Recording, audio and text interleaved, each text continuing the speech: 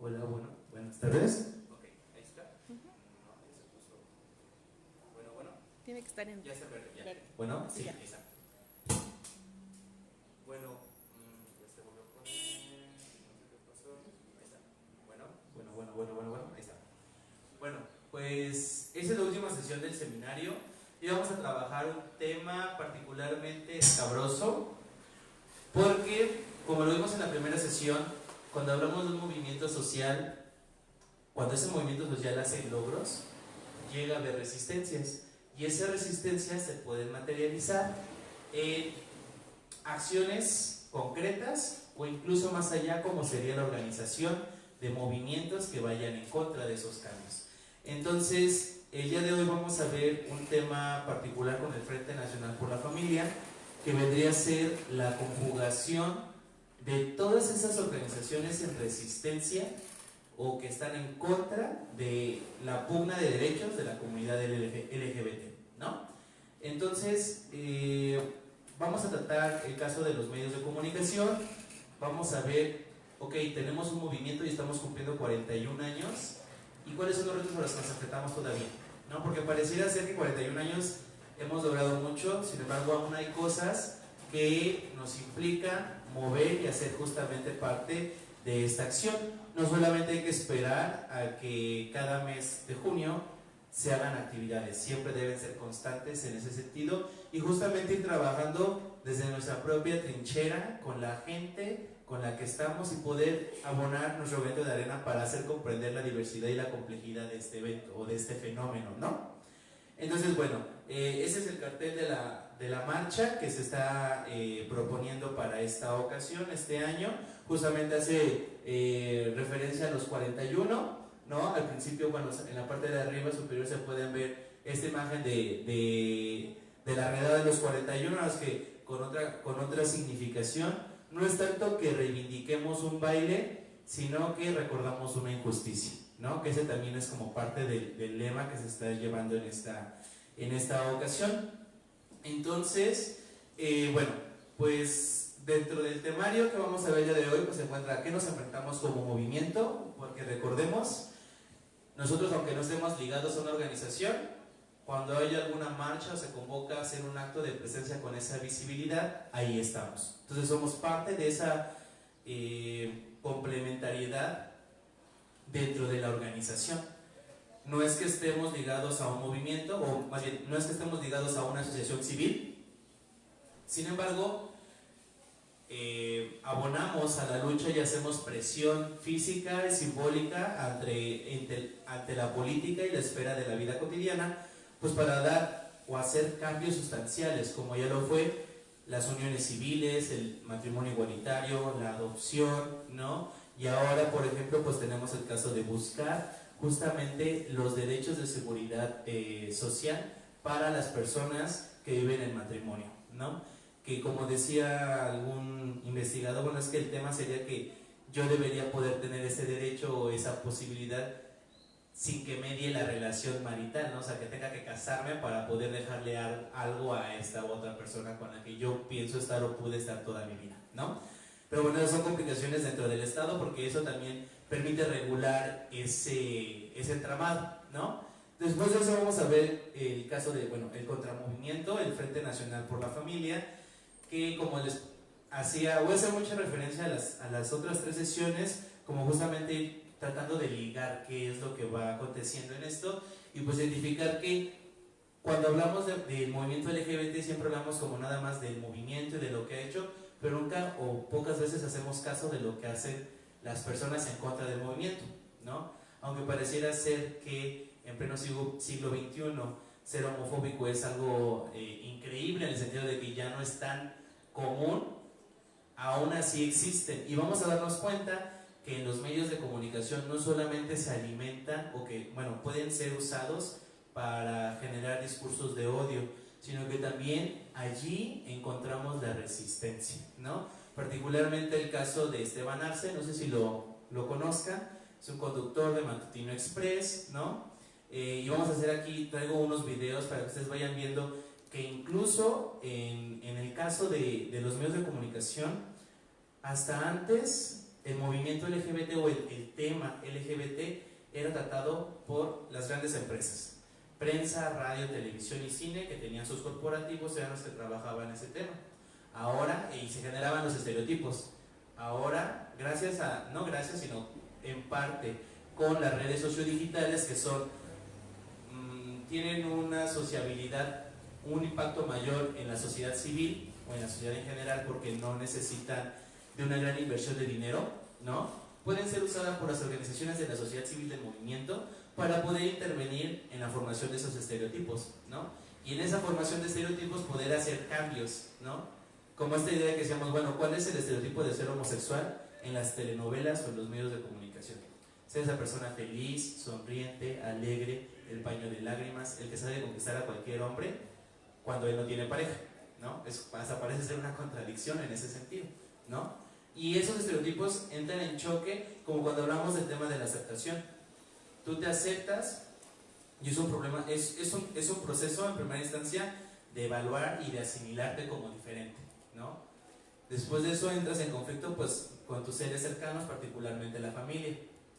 Y después dices, bueno, ok, ya me acepté como gay, como lesbiana, como transexual, transgénero, y resulta que no concuerdas con el estereotipo que la familia o tus amigos tenían sobre ese tipo de personas, ¿no?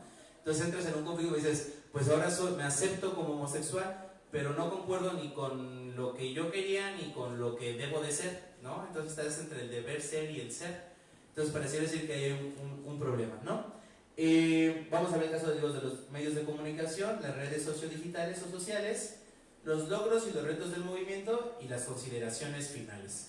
Entonces, con eso terminaríamos este breve seminario y vamos a dar paso también pues a una pequeña reflexión en torno a qué es lo que estamos haciendo actualmente y cómo podemos abonar a incluir la diversidad, no como una mera integración, es decir, ok, aquí está, ¿no? Esta idea de la tolerancia, que más que tolerancia, sigo insistiendo, debemos aceptar la inclusión, porque yo puedo ser tolerante contigo, pero no quiere decir que realmente te esté aceptando, ¿no? Y es lo que hablábamos en las primeras sesiones.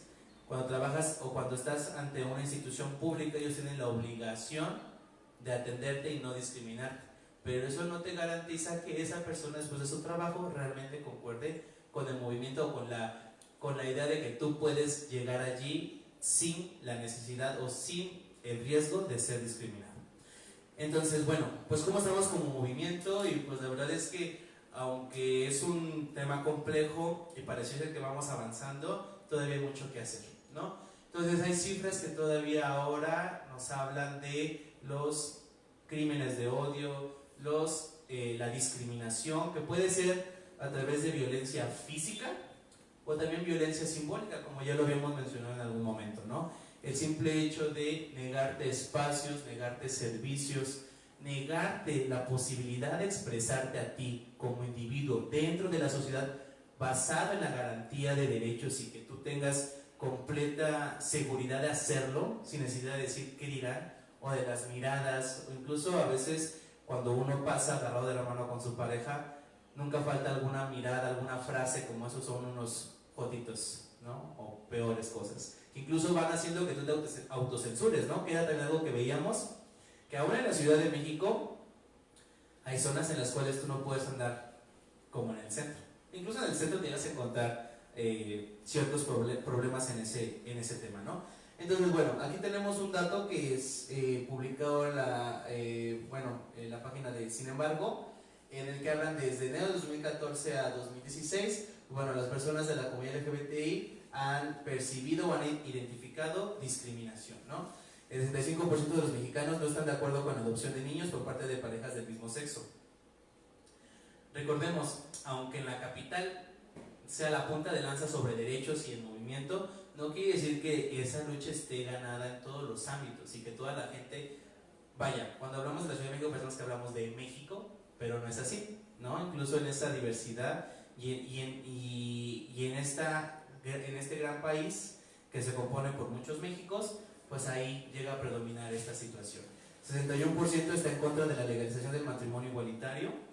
O sea, a pesar de que vimos ya el caso de la aceptación de la homosexualidad por parte de las nuevas generaciones, por parte de la edad de las personas. Aún la gente es renuente a poder concebir que el matrimonio puede ser entre dos hombres o dos mujeres, ¿no? ¿Por qué? Porque se tiene esta idea que subyace en ideologías conservadoras o a veces religiosas, en el que el matrimonio tiene una función reproductora, ¿no? Y que perpetúa la especie, ¿no? Y que es algo natural, ¿no? Que ahorita lo vamos a ver en los videos, que son las argumentaciones que hace el contramovimiento, que muchas veces, más que reivindicar, ellos están insertando el matrimonio en dos áreas diferentes. El matrimonio que ellos utilizan o en el cual se basan es una cuestión ideológica, religiosa, ¿no? Y el matrimonio como derecho que debe garantizar el Estado es otra muy aparte. El problema es que como le llamamos matrimonio, pues entra ahí en choque porque le estás dando pie a que la idea que ellos tenían de matrimonio sea errónea, o al menos así lo aparenta, cuando más que ser errónea es una de las posibilidades para concebir el matrimonio. El 35% dijo que alguna vez se le negó un empleo por su orientación sexual o identidad de género, ¿no? E incluso esto, bueno, aunque no tiene que ver un tema con la identidad, como es el caso del movimiento LGBT, sí se puede ver también o se puede identificar, como por ejemplo el caso de los tatuajes. Hace mucho tiempo tener un tatuaje implicaba no poder trabajar en una institución pública, o incluso cuando ibas a una entrevista tenías que taparte para que no te los vieran, y ya una vez contratado y firmando el contrato pues ya podías presentarlos, o incluso te decían, bueno, tienes en las manos, tienes en los brazos, cuando estés aquí trae manga larga, ¿no? O cúbretelos, ¿no? Porque eres un servidor público o porque simplemente no va con la imagen de la empresa, ¿no? Entonces esos cambios se van permeando, pero aún hoy no es tanto un tatuaje, no es tanto que un tatuaje te inhiba o te prohíba o te reduzca la posibilidad de estar en un empleo, porque ahora incluso el número de personas que tienen tatuajes ha incrementado. Ahora más bien parece que la moda es no tener tatuajes, ¿no? Pero el tema es en ese sentido de que en el caso de la diversidad sexual, expresar tu identidad más allá de la esfera íntima, que era lo que lo que llegamos a ver en su momento, implica ese cambio de cómo aceptar lo diverso en la sociedad. El 26% fue despedido por su orientación sexual o identidad de género. ¿Recuerdan el caso de Fernando Vigorto, ¿no? En 1971, que fue una nota periodística que él trabajaba en Sears, y por el simple hecho de aparentar una conducta homosexual fue despedido. Estamos hablando de casi más de 40 años, casi 50, y aún así el 26% de la población vive con ese estigma, ¿no? Entonces, aunque pareciera que son muchos años, aún persisten cosas y factores de discriminación que van haciendo que nosotros volvamos a retomar ¿por qué empezó este movimiento y qué ha pasado hasta ahora? ¿No? Porque si antes era el 100%, pues ahora va el 26%. Sin embargo, pareciera ser que hoy esa situación parece ser inconcebible. No lo pensamos como algo posible. Sin embargo, ahí está. Y pues bueno, el último, el 35% de los consultados han sufrido discriminación por sus jefes o compañeros. Y es a veces como los micromachismos, ¿no? Como esta idea de que eres mujer o eres bien nena, que algunas veces uno lo reproduce sin querer. También existen vamos a decir así, frases discriminatorias para el sector LGBT, ¿no? Que va desde tus amigos, ¿no? Que a lo mejor como ese círculo familiar, el círculo de amistad, tú los llegas a no entender en el tema de discriminación, sino que lo asumes como algo porque sabemos que los mexicanos pues hacemos broma de todo y bromas pesadas, ¿no? Sin embargo, es hasta qué punto es pesado y hasta qué punto eso genera un estereotipo, ¿sale? Porque eso también va generando estereotipos. No solamente tiene que estar en los medios de comunicación, sino que en la propia sociedad se generan estereotipos y frases que van encaminadas a desvalorizar una identidad o una expresión de género o sexual, y que también subyacen temas pues de discriminación. Bien. En el caso de la homofobia, ¿no? Entonces tenemos aquí, bueno, no sé si se alcance a ver, 7 de cada 10 personas consideran que los derechos o sus derechos como parte de la comunidad de diversidad sexual no han sido atendidos o no están garantizados. Estamos hablando de que el 70% de esa población considera que aún hoy, o bueno, en estas fechas que salió este momento, que si no mal recuerdo fue en el 2014, consideraban que aún hoy sus derechos no estaban siendo garantizados. Y no es que estuvieran garantizados en el sentido de que no estuvieran, sino que no se materializaban y no terminaban haciendo que esos derechos pudieran llegar y decir: me quiero casar, quiero adoptar un niño, quiero cambiarme la identidad, ¿no? Entonces parecía ser que aún hoy, bueno, hasta el 2014 había este problema. Por ejemplo, la intolerancia hacia los homosexuales. Fíjense qué porcentaje tienen dos aspectos importantes. Por un lado la iglesia y por otro la policía, siendo que la policía es parte de la institución del Estado. Entonces ahí hay un tema en donde las instituciones no han sabido trabajar sobre cómo debemos capacitar a estas personas dentro del cuerpo policial para dar atención y evitar esos problemas de discriminación dentro de los procesos de detención o incluso de procesamiento. Por ejemplo, cuando un homosexual era asesinado, ¿qué decían? Fue un crimen pasional, ¿no? O sea, que ya dan de facto que él anduvo de loco con otra persona, lo descubrió y lo mataron, ¿no? Que eso también es un proceso de discriminación, porque más allá de eso puede ser un crimen de odio. Entonces esos temas también resultan ser complejos, ¿no? En 2010, bueno, se convirtió en la primera entidad del país en generar o a abrir la posibilidad al reconocimiento del matrimonio entre parejas del mismo sexo, y a partir de allí pues se ha ido una lucha, aunque ya está en papel y se puede aplicar. La realidad es que la propia sociedad a veces todavía resiste a hacer esos temas, ¿no? A hacer esos cambios. Entonces tenemos aquí, por ejemplo, en la imagen donde están los estados con 64, 164 y así, son los crímenes de odio o los crímenes que se han hecho contra personas de la diversidad sexual. Y podemos encontrar allí que el Distrito Federal, aunque también es la punta de lanza, pues también tiene los mayores índices, ¿no?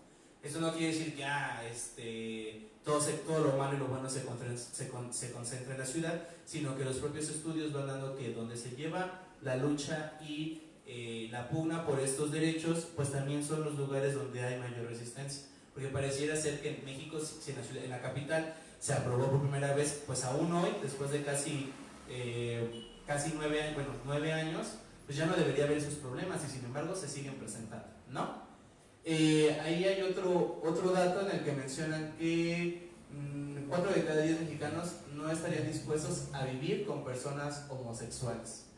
Es decir, todavía existe esa resistencia, siquiera ya no a verlos en la calle, si siquiera convivir con ellos, ¿no? Eso es un proceso también que implica cambios en la forma de la vida cotidiana de esas personas, ¿no? Para nosotros parecía ser que ahora entonces para rentar incluso uno tiene que a veces no decir que es de homosexual o lesbiana, pues para que puedas tener acceso a un tipo de departamento o incluso poder convivir con personas que no conoces, ¿no? Por propia seguridad incluso, ¿no? Entonces bien, tenemos ese tema y pues bueno, los discursos de odio, que aquí es un tema muy importante, se generan por parte de los contramovimientos. Así como los contramovimientos o el contramovimiento puede utilizar las redes sociales, también utiliza los medios a su alcance para difundir sus mensajes, y esos mensajes pueden ser de odio. Y el problema no es tanto el discurso de odio, el problema es cuando llega gente que le ayuda a reforzar su idea de que la homosexualidad o la diversidad sexual es mala, ¿no? En ese momento le das pauta para decir, sí, entonces yo estoy bien y por lo tanto ellos están mal, tengo que hacer algo. Hasta parece ser que se vuelven como profetas o incluso estos mártires que tienen que hacer acciones en contra de esas personas para poder purificar, ¿no? Ese tipo de actos. Que lamentablemente a veces nos da risa, pero el problema es que hay gente que sí se lo toma en serio.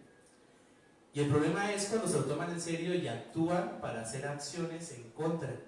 Ya no toman esta idea de hasta qué punto el derecho al respeto ajeno es la paz, ¿no? Sino es decir, ellos son los malos y hay que acabar con ellos. Como el caso reciente de Baja California Sur, no sé si tuvieron la oportunidad de enterarse de ese tema.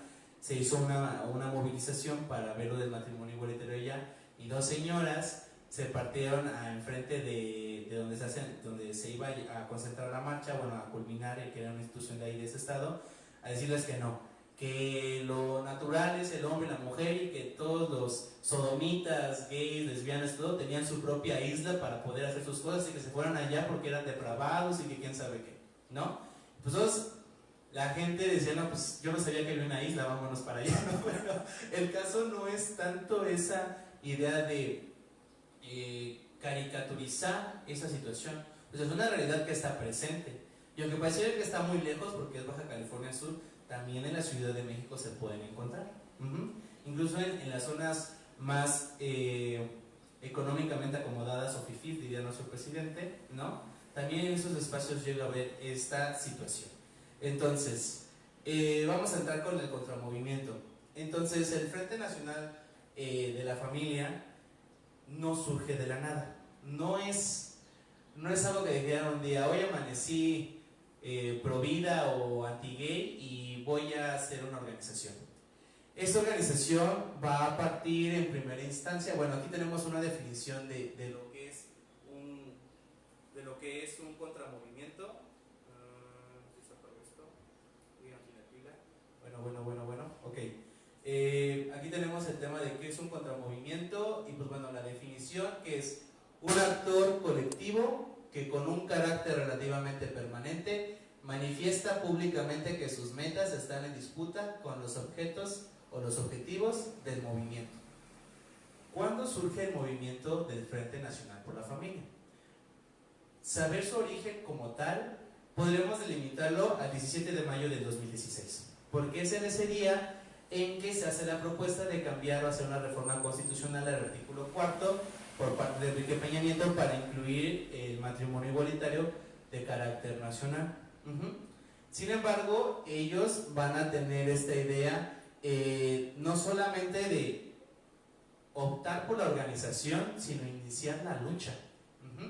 Si antes la lucha estaba encaminada nada más en restringir el matrimonio igualitario a través de partidos políticos que concordaran con ellos, el tema ahora es que se han organizado a través de una asociación civil para poder trabajar, retomar, poder obtener recursos y hacer trabajo que vaya en contra o que está en contra de lo que se ha venido haciendo en estos 41 años.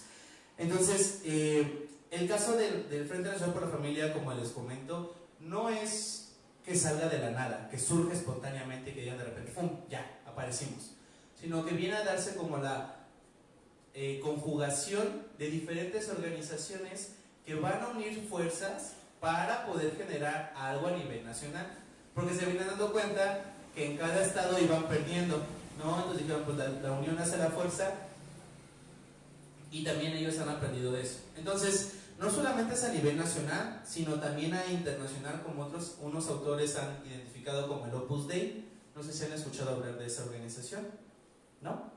¿Sí? ¿Qué tienes, compañero, sobre el Opus Dei?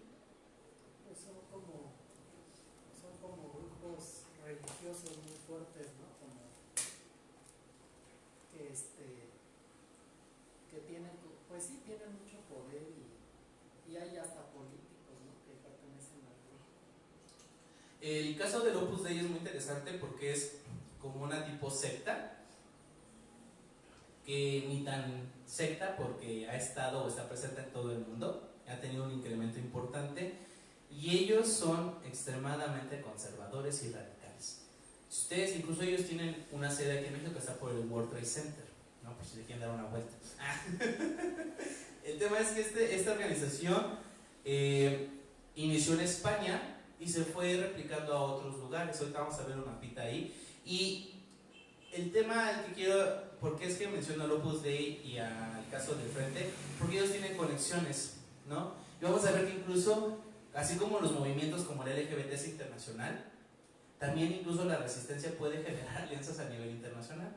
Y en cada lugar se vive y se trabaja de manera diferente. Esa es la complejidad del fenómeno, ¿no? Porque no es lo mismo lo que hacen aquí a como lo hacen en África, por ejemplo, o como lo hacen en Estados Unidos, o como lo hacen en Europa.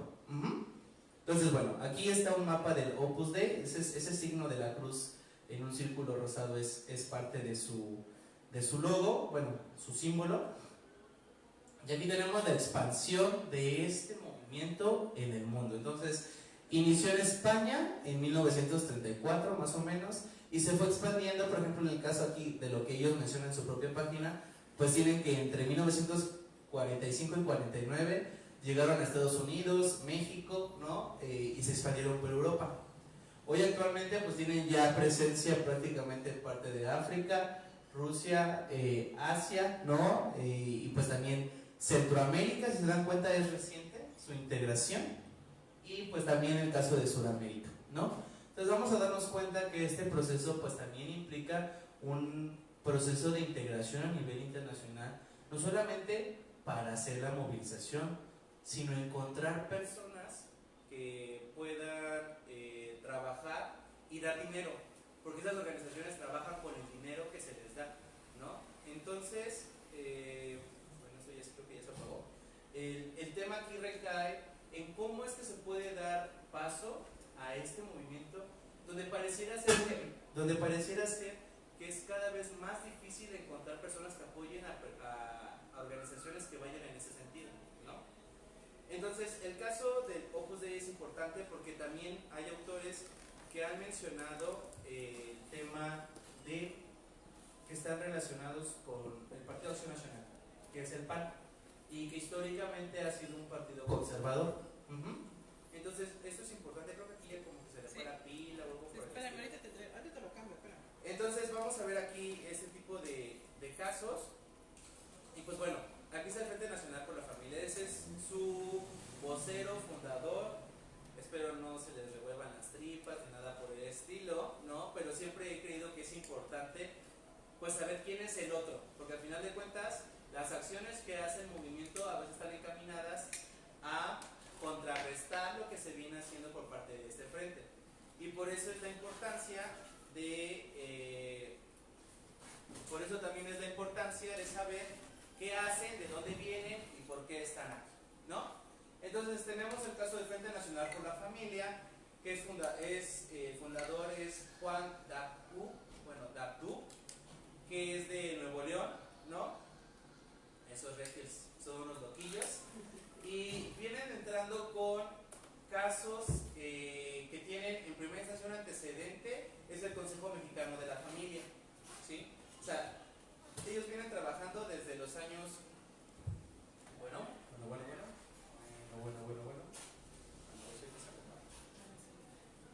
Está en rojo todavía la pillita, ¿no? Bueno, ahí está. Entonces tenemos el caso de este personaje. Se va y viene. Sí. Tenemos el caso de este personaje que en 2017, si no me recuerdo, sí, tuvo un problema público. ¿Qué acciones ustedes recuerdan que hayan sido promovidas por el frente? Porque no estamos tan inmersos en lo que nosotros hacemos que dejamos de ver lo que hace el enemigo, ¿no? Diría Sun Tzu. Y esa es una debilidad que tenemos como movimiento, que puede ser una debilidad, porque mientras nosotros estamos muy encaminados en lo que nosotros hacemos, dejamos de lado lo que están haciendo los demás, y eso va a traer resultados que, como les mencionaba la sesión anterior, si ustedes se preguntaran quién tiene más seguidores en Twitter o en Facebook, pues dirían que los de la diversidad, y no necesariamente. Entonces tenemos aquí este caso, y como bueno, él lo menciona, él estuvo trabajando en el caso del Consejo Mexicano de la Familia, y a partir de eso, bueno, menciona ahí, está conformado por pastores, evangélicos, empresarios, simpatizantes de la organización Provida y amas de casa, ¿no? Entonces parecía ser que también es una organización peculiar, ¿no?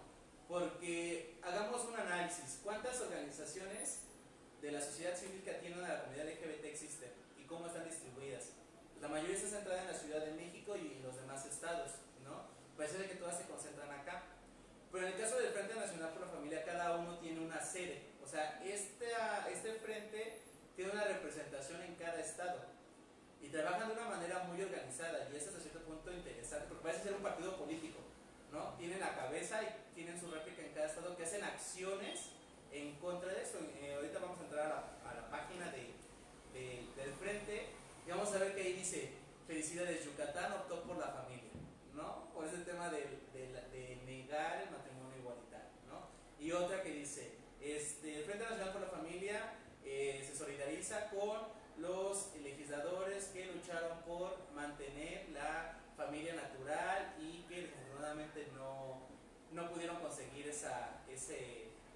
mandar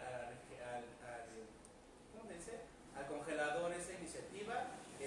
Somos su fuerza para futuras amenazas por parte de los grupos feministas radicales, ¿no? Entonces es algo muy interesante, ¿no? Porque es como también ellos generan esta idea. Entonces, bueno, aquí tenemos un caso, no sé si me puedes ayudar a poner el video, que es el primerito. Es un video muy grande. Bueno, pero antes de pasar al video, ¿qué acciones identifican que ha hecho el Frente Nacional por la Familia en México? Regrésame por favor. ¿Le regreso? ¿Es que?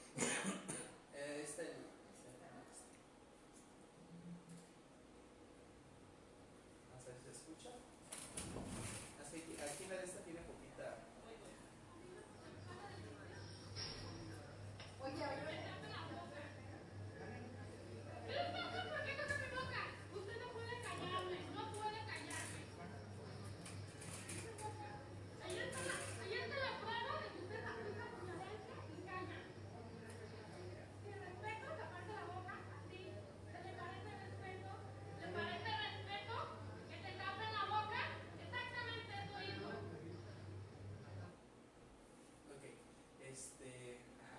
Oye, lo interesante de ahí es, pues, no le cierres, pues, lo interesante es ver cuáles son los comentarios. Bueno, aquí, ¿qué pasó en ese proceso?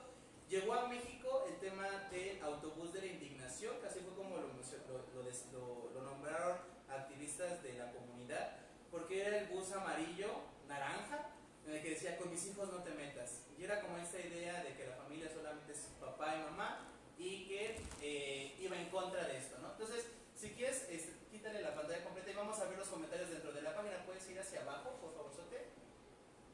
No olviden los...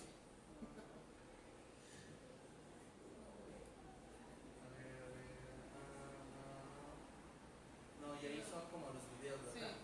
Bueno, algo súper interesante de esto es que allí había comentarios en esa liga donde decían... qué bueno que la callaron, que quién sabe, que antes no le dieron un madrazo. O sea, de gente que apoyaba ese tipo de acciones, de decir, tú no tienes voz ni voto y puedo callarte cuando yo quiera. Entonces pareciera ser que sigue siendo impensable que haya personas que piensen así o que trabajen y que digan esos comentarios, pues vamos a dar cuenta que efectivamente aún hoy hay mucho trabajo que hacer con la gente, ¿no? Y el problema es, no sé si ahí se puede ver cuántas visualizaciones tuvo. Bueno, 3.747 visualizaciones, ¿no? Y que hay comentarios a favor de que haya hecho esa actividad, ¿no? O sea, que le haya callado la boca a esa persona. Porque empieza a decir, eso es libertad de expresión. Y recordemos que la libertad de expresión no es el simple hecho de decir que yo puedo decir lo que quiera. O sea, sí lo puedes decir siempre y cuando eso no afecte a terceros o que genere discursos de odio que puedan ir en contra de la seguridad de un individuo dentro de la sociedad. Ajá. Entonces, pues así podemos regresarle a la presentación, por favor, Sote. Bueno, entonces, a partir de ese hecho, es que las redes sociales se fueron contra esta persona y dijeron, ¿saben qué? Necesitamos que hagas una disculpa pública. Entonces, el Frente Nacional por la Familia, el 14 de agosto, bueno, el Comité Nacional del Frente le solicitó a este licenciado, a esta persona, pues que ofreciera una disculpa pública. Él dijo que no, que él estaba en su legítimo derecho de callar a esa persona porque lo estaban entrevistando. Y creo que cuando te entrevistan, sí puedes pedir que se te respete, pero no hacer esa actitud, ¿no?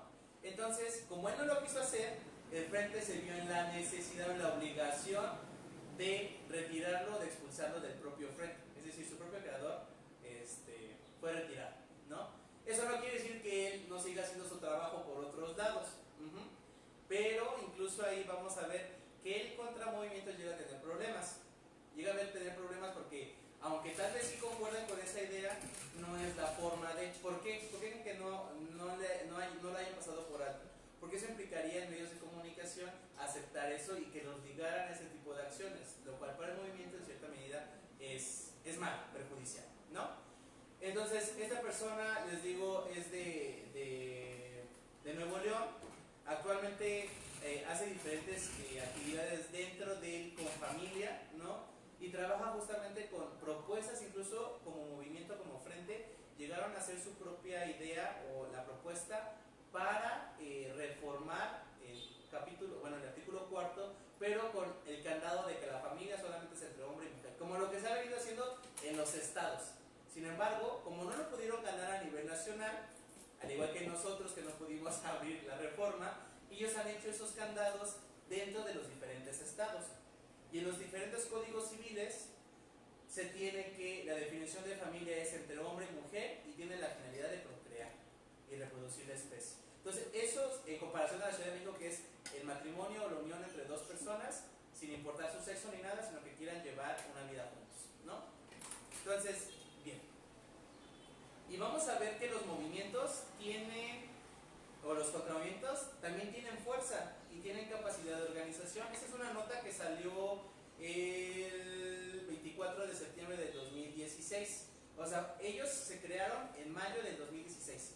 Entonces, desde mayo empezaron a hacer trabajos a nivel nacional e internacional. Les decía esto del bus amarillo, bueno, naranja, en el que traía fotos o imágenes donde era un niño y una niña, y si no destruyas la familia natural, y que fue y estuvo recorriendo las ciudades más importantes de México, que son la capital, Guadalajara y Monterrey, ¿no? Entonces en todas ellas pues había indignación en este proceso porque había gente a favor y gente en contra, ¿no? Cosa que también se reflejó porque ellos empezaron a decir, bueno, pues vamos a ver si realmente somos minoría, ¿no? En términos de quién está aceptando estas modificaciones. Y esta es una imagen en la que ellos, bueno, esta es una nota, ahí les dejo el link, no se los puse, pero se los puedo integrar, que es una nota de la jornada en la que ellos estipularon. Y nada más quisiera mencionar dos casos importantes, los que están en los cuadros. Tras remarcar que la movilización no es anti-homosexual, sino en contra de que se legalicen los matrimonios igualitarios. Es decir, a mí no me interesa que seas disidente sexual o que te guste o que seas un depravado en sus argumentaciones, sino lo que me molesta es que tengas la capacidad de poder casarte con otra persona, poder tener hijos, poder tener los mismos derechos como la seguridad social que una pareja heterosexual viene ejerciendo como un privilegio desde hace muchos años. Porque pareciera ser que los homosexuales surgieron en los 70s y no, sino que siempre hemos estado nada más que en una relación asimétrica de poder donde no se nos permitía, incluso nosotros nos autocensurábamos en ese sentido, ¿no? Y el segundo, acá, el movimiento LGBTI tiene diferentes objetivos, ideologías y formas de lucha, y lo único que nos hace ser comunidad es el estigma, el prejuicio y la discriminación hacia nuestra orientación o expresión de género. Porque también nunca fue el comentario de que pues si son comunidades ustedes mismos se andan atacando y se dicen de cosas, o sea, sí, porque díganme qué comunidad nunca hay problemas entre sus miembros, o sea, eso es algo innato, ¿no? En las comunidades, en las vecindades, incluso hasta en los propios amigos, llega a haber de manera disimulada o debajo del agua ciertos conflictos o intereses en ese sentido, ¿no? Entonces, justamente aquí lo que nos va a dar esta atención es la diversidad y que la base de esa unión, de ese movimiento, es justamente el estigma y la discriminación que se ha venido viviendo a estas personas, ¿no? Entonces es también muy curioso cómo esta lucha se va dando, porque después de que se hizo la propuesta del matrimonio igualitario por parte de Enrique Peña Nieto, se hizo toda una movilización para hacerse ver. ¿Recuerdan este esquema del movimiento social? Que es una parte de organizaciones civiles y otra parte de las personas afluentes, las que no están en una organización, no están en el frente, pero que cuando les dicen vamos a defender la familia, dicen vamos, ¿no? Entonces, no sé si le puedas dar al siguiente link. Vamos a entrar a la página de este frente, que por cierto ya la actualizaron, y vamos a entrar a una parte. Bueno, esa es la página del frente. Y aquí hay bueno, ese es un mensaje, miren dónde está, bueno, ya no lo pudieron ver, es un mensaje en la OEA, ese es el presidente actual o el vocero del frente, donde fue a defender y a mantener una propuesta para evitar que en América Latina se aprobara el matrimonio igualitario. O sea, esas personas están pensando en grande, ¿no? Y es justamente como esto digo, a veces pensamos en que nosotros vamos ganando y por eso es que cuando te das cuenta, pues todavía estamos en pañales en este tipo de organización. Entonces vamos a ver este video, si quieres lo puedes hacer grande, porque tiene que ver con lo de septiembre, ¿no? Con la idea de la movilización. Por favor, Seguimos haciendo historia. Septiembre ha sido para México un mes histórico. 131 ciudades de los 32 estados de todos los rincones del país por una misma causa. Bajo un mismo frente y unidad, salimos a defender lo más valioso que tiene nuestro país. La familia y los niños. Del norte o del sur, del centro o del poniente, cientos de miles de mexicanos nos concentramos en la Ciudad de México y salimos a tomar el espacio público que nos pertenece como ciudadanos. Codo a codo y mirándonos de frente, logramos hacer historia. Más de 1.700.000 personas nos manifestamos de manera pacífica. El ángel, símbolo de nuestra libertad, ha sido testigo de nuestro compromiso. Seguiremos defendiendo el derecho de los padres a educar a nuestros hijos, a fortalecer la institución del matrimonio y a defender la primera iniciativa ciudadana para reformar el artículo 4 constitucional. Nos hemos constituido en un movimiento cívico permanente que cuidará y buscará que los distintos niveles de gobierno generen políticas públicas que pongan a la familia en el centro de la agenda nacional. Familias de México, hemos hecho historia gracias a tu apoyo. Felicidades por haber salido a la calle y haber construido la plataforma que impulsará a la familia como el principal actor de bienestar de nuestro país. Sí al respeto a la dignidad de todas las personas sin excepción. Si no te oyen más, seguimos avanzando. Porque en México la familia ha despertado.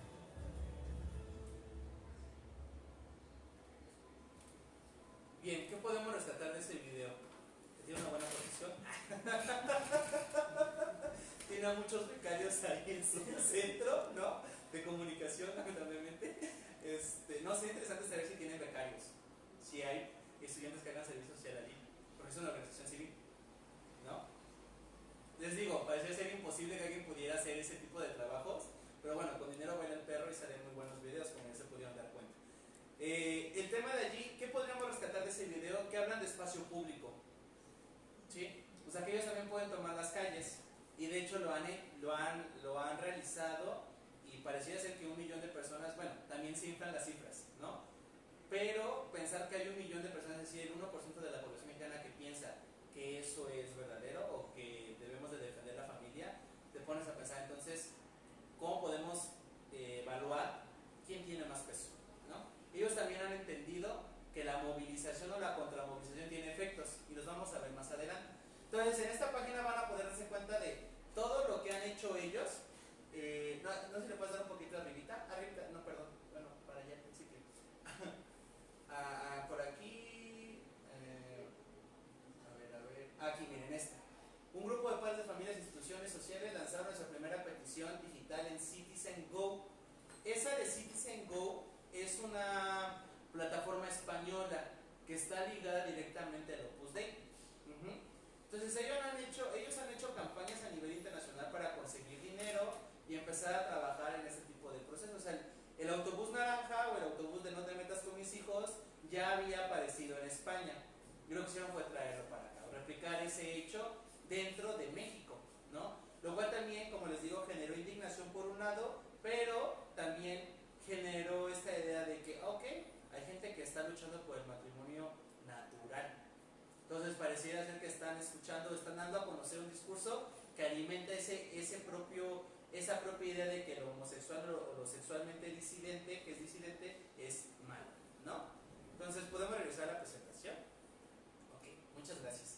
Entonces tenemos esta idea, esta es una nota muy interesante, porque, hay una parte en la que ellos dicen que, bueno, pues podrá ser mucha la fuerza del movimiento LGBTI, pero ellos están seguros que la propuesta de la reforma constitucional no iba a pasar. Y efectivamente no pasó. Y no pasó porque había una resistencia, no solamente en términos sociales, sino también políticos, y que hubo también detrás un cabildeo importante, ¿no? Para eso. Entonces lo que pasó en la capital de México, ¿no? Donde hasta incluso personajes del PAN votaron a favor, pues a nivel nacional hubo todo un viraje y toda una contraestrategia para revertir esa posibilidad, ¿no? Entonces, vamos a darle a la siguiente.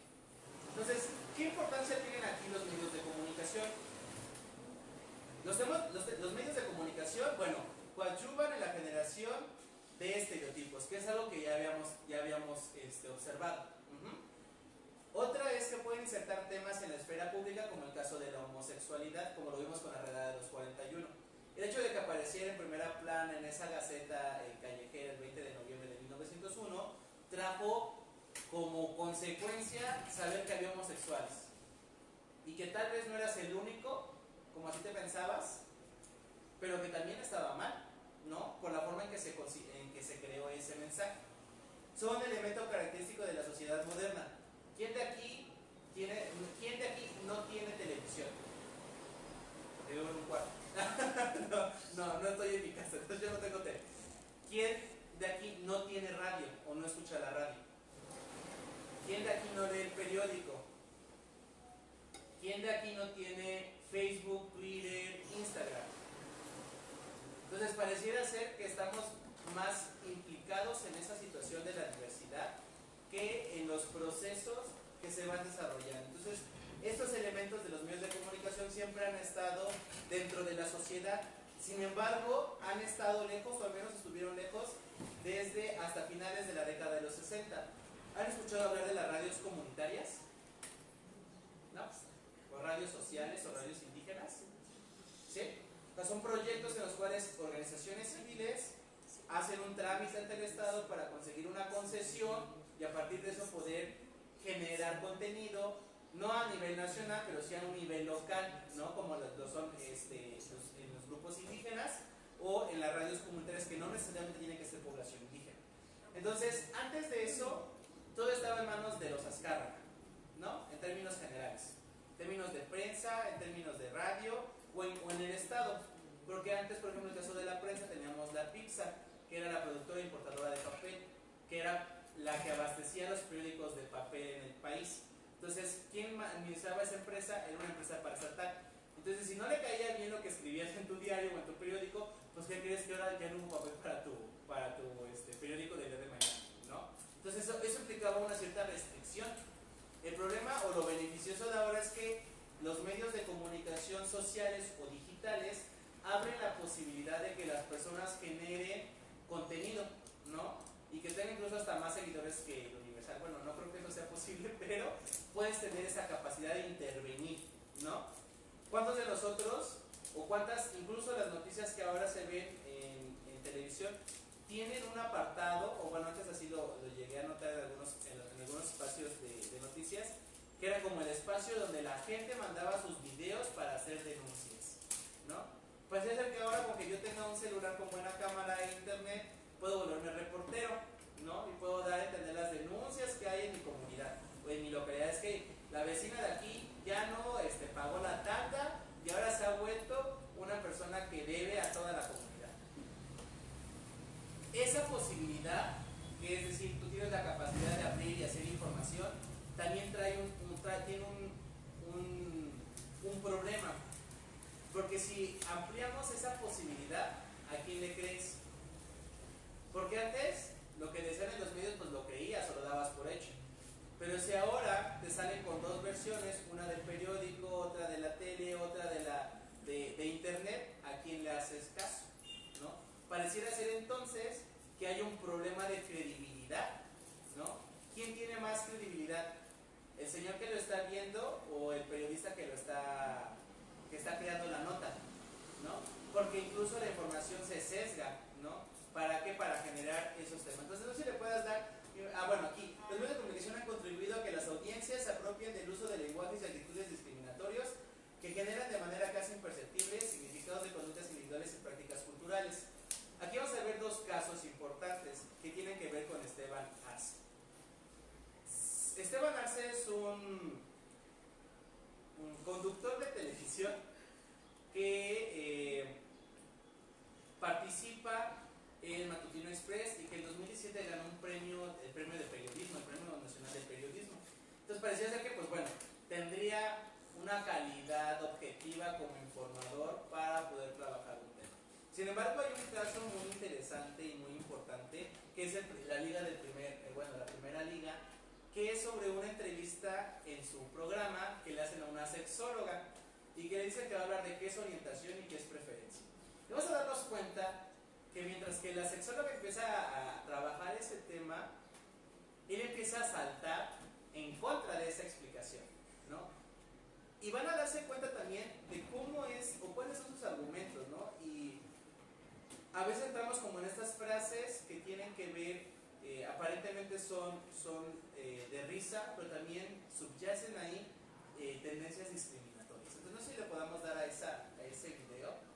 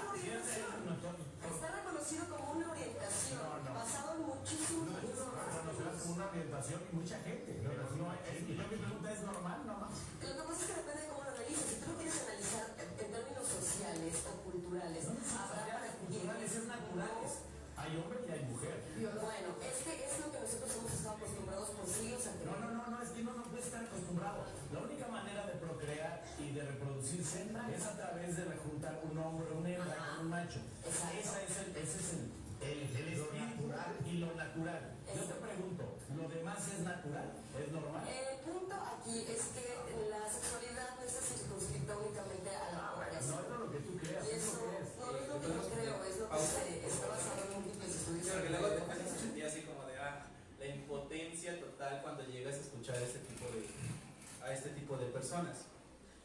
Bueno, el tema aquí es cómo los medios de comunicación y los espacios que abren no están exentos a que haya ese tipo de acciones, ¿no?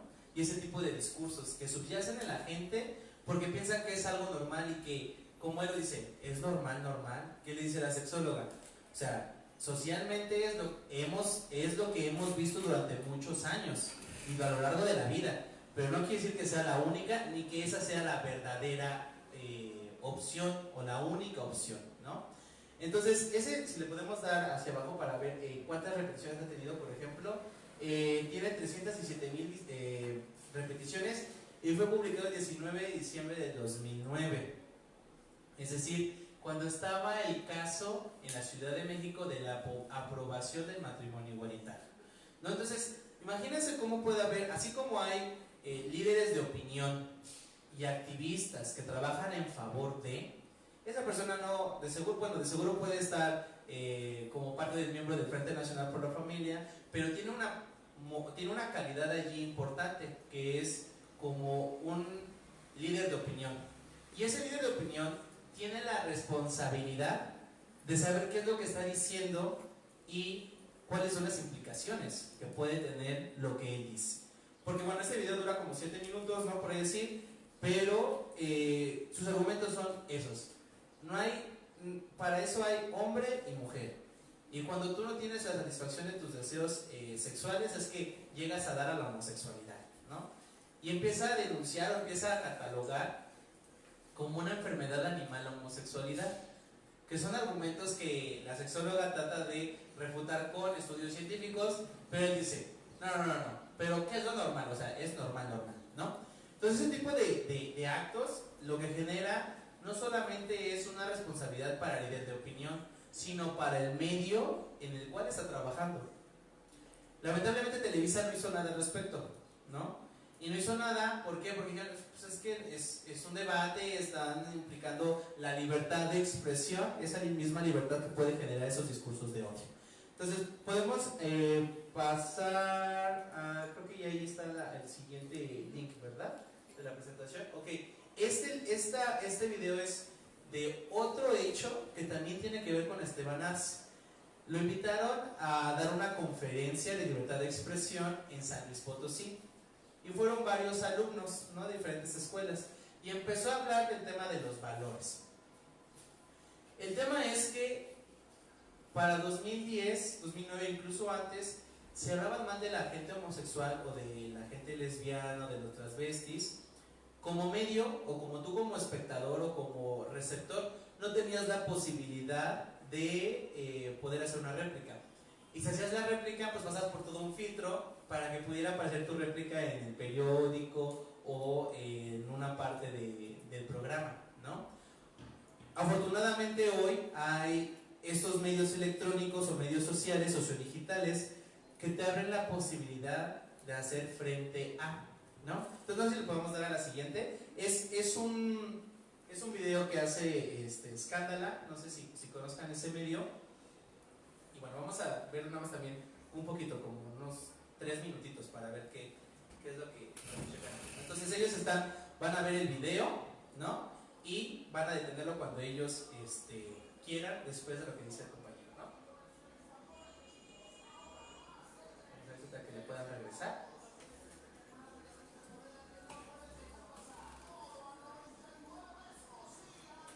Creo que no se escucha, ¿sí? Ahí sube si quieres, ahí ¿sale? Escuela de y luego pasa donde quieras, ¿cierto? Es increíble la manera en la que se está golpeando a la familia hoy en películas, en televisión.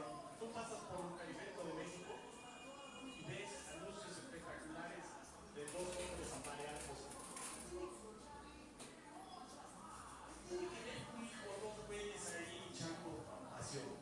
No son valores familiares. O sea, alguien puede decir en qué parte del periférico hay porno gay. He visto anuncios de condones con parejas heterosexuales y qué tan diferente debería de ser eso. O sea, las imágenes que él dice que están bombardeando a sus hijos con los hombres que yo nunca he visto periféricos. Es lo mismo que nos han hecho a todos con las parejas heterosexuales, no es que siempre lo hemos visto normal. Y no solo con el tema LGBT, sino con personas que se ven de una sola talla, que tienen la piel de un solo color. No son valores familiares de formación. Los valores familiares de formación son los que ustedes recibieron en casa. En mi casa, Esteban Arce, a mí me enseñaron el respeto, me enseñaron el amor, la igualdad. En mi casa también recibíamos antes que a la mujer. si una pareja de personas del mismo sexo educan a un niño, o sea, no tendría los mismos valores que una pareja heterosexual. Cada casa es diferente. Bienvenido a los Familia natural, entre comillas, muy entre comillas. No me parece que sea algo real, porque creo que todos los días en México y probablemente muy cerca de nosotros haya familias que no necesariamente están formadas por mamá, papá e hijos. A mí se me hace natural que cada quien sienta lo que va sintiendo y que esté con la persona que quiera estar. Creo que a Esteban Arce le hace falta como mucho cariño, le hace falta que la gente le dé un abrazo, porque menos debemos de incitar es la violencia. Heredar una familia con esos valores y con esa gracia con la que los educaron ustedes. Que a mí me gustaría mucho heredar una familia cuyo valor principal sea el respeto. No soy políticamente correcto. Políticamente De cara correcto hoy en día es está hablando. pensar en la ideología de género, por ejemplo. ¿Qué es para él la ideología de género? La ideología de género es totalitaria, o sea, simplemente somos todos. Es una ideología que viene a nivel mundial y quiere hacernos entender cosas pues que tal vez no van con la naturaleza humana. Entonces, Este hombre ganó un premio en periodismo y así habla.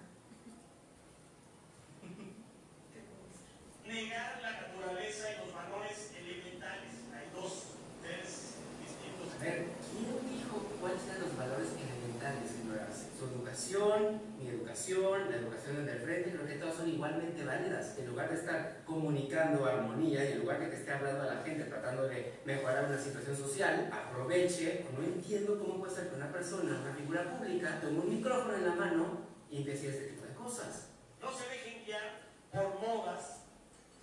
Nunca ha sido una moda, toda la vida ha existido. Yo no sé si el señor no ha leído, no se ha informado y no se ha enterado que al final cualquier condición sexual ha sido natural y ha sido normal. Que antes la gente estuviera en el closet, que antes mandaron a la hoguera a cualquier persona que se saliera de lo establecido.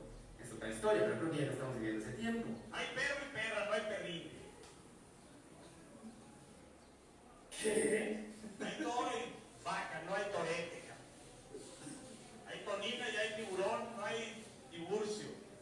Otra cosa que también me revienta es la gente que se escuda en la biología. Miles de especies se presentan este tipo de cosas. Tú eres superior a la naturaleza y tú crees que tienes el poder o la verdad absoluta para decidir qué es natural y qué no.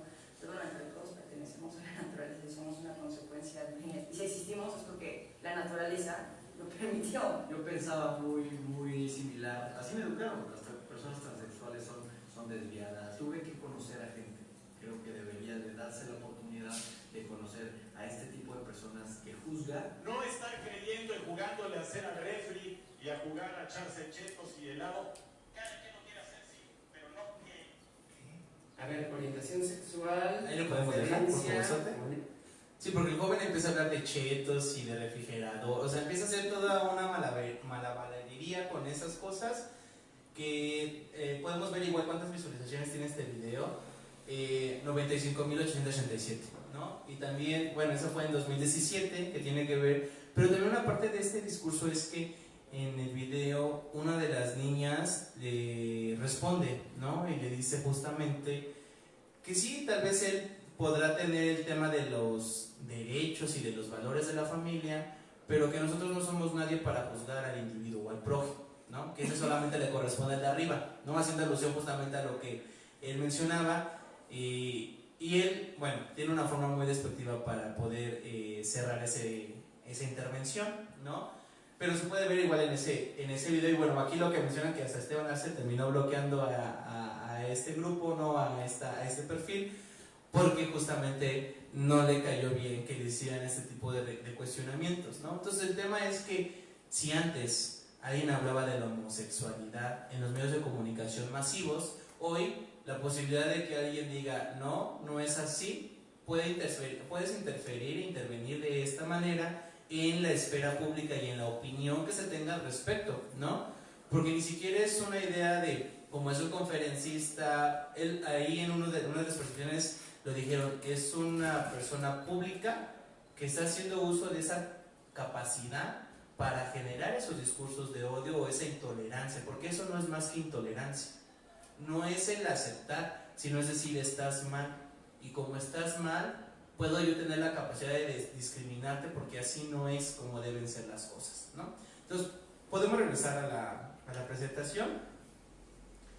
Entonces, esos medios justamente, o esos espacios, es en los que ahora se da la batalla, no solamente en la visibilidad en la esfera cotidiana, en el quehacer, en el día a día, sino también en cómo se generan o cómo poder destruir o modificar o transformar esos estereotipos que hay sobre la diversidad sexual. Entonces, y vamos a ver que así pasen los años, esos medios de comunicación llegan a tener el problema de la generación de información, porque la generación de información, aunque pareciera ser objetiva, también posee una finalidad económica. Lo escribes y llega a ser amarillista, ¿para qué? Para tener más ventas, ¿no? Entonces aquí tenemos dos imágenes, una que ya ustedes conocen muy bien, que es el de la redada de los 41, que fue justamente el 20 de noviembre de 1901, y que bueno, que dicen, aquí están los maricones, muy chulos y coquetones, hasta parece que rima.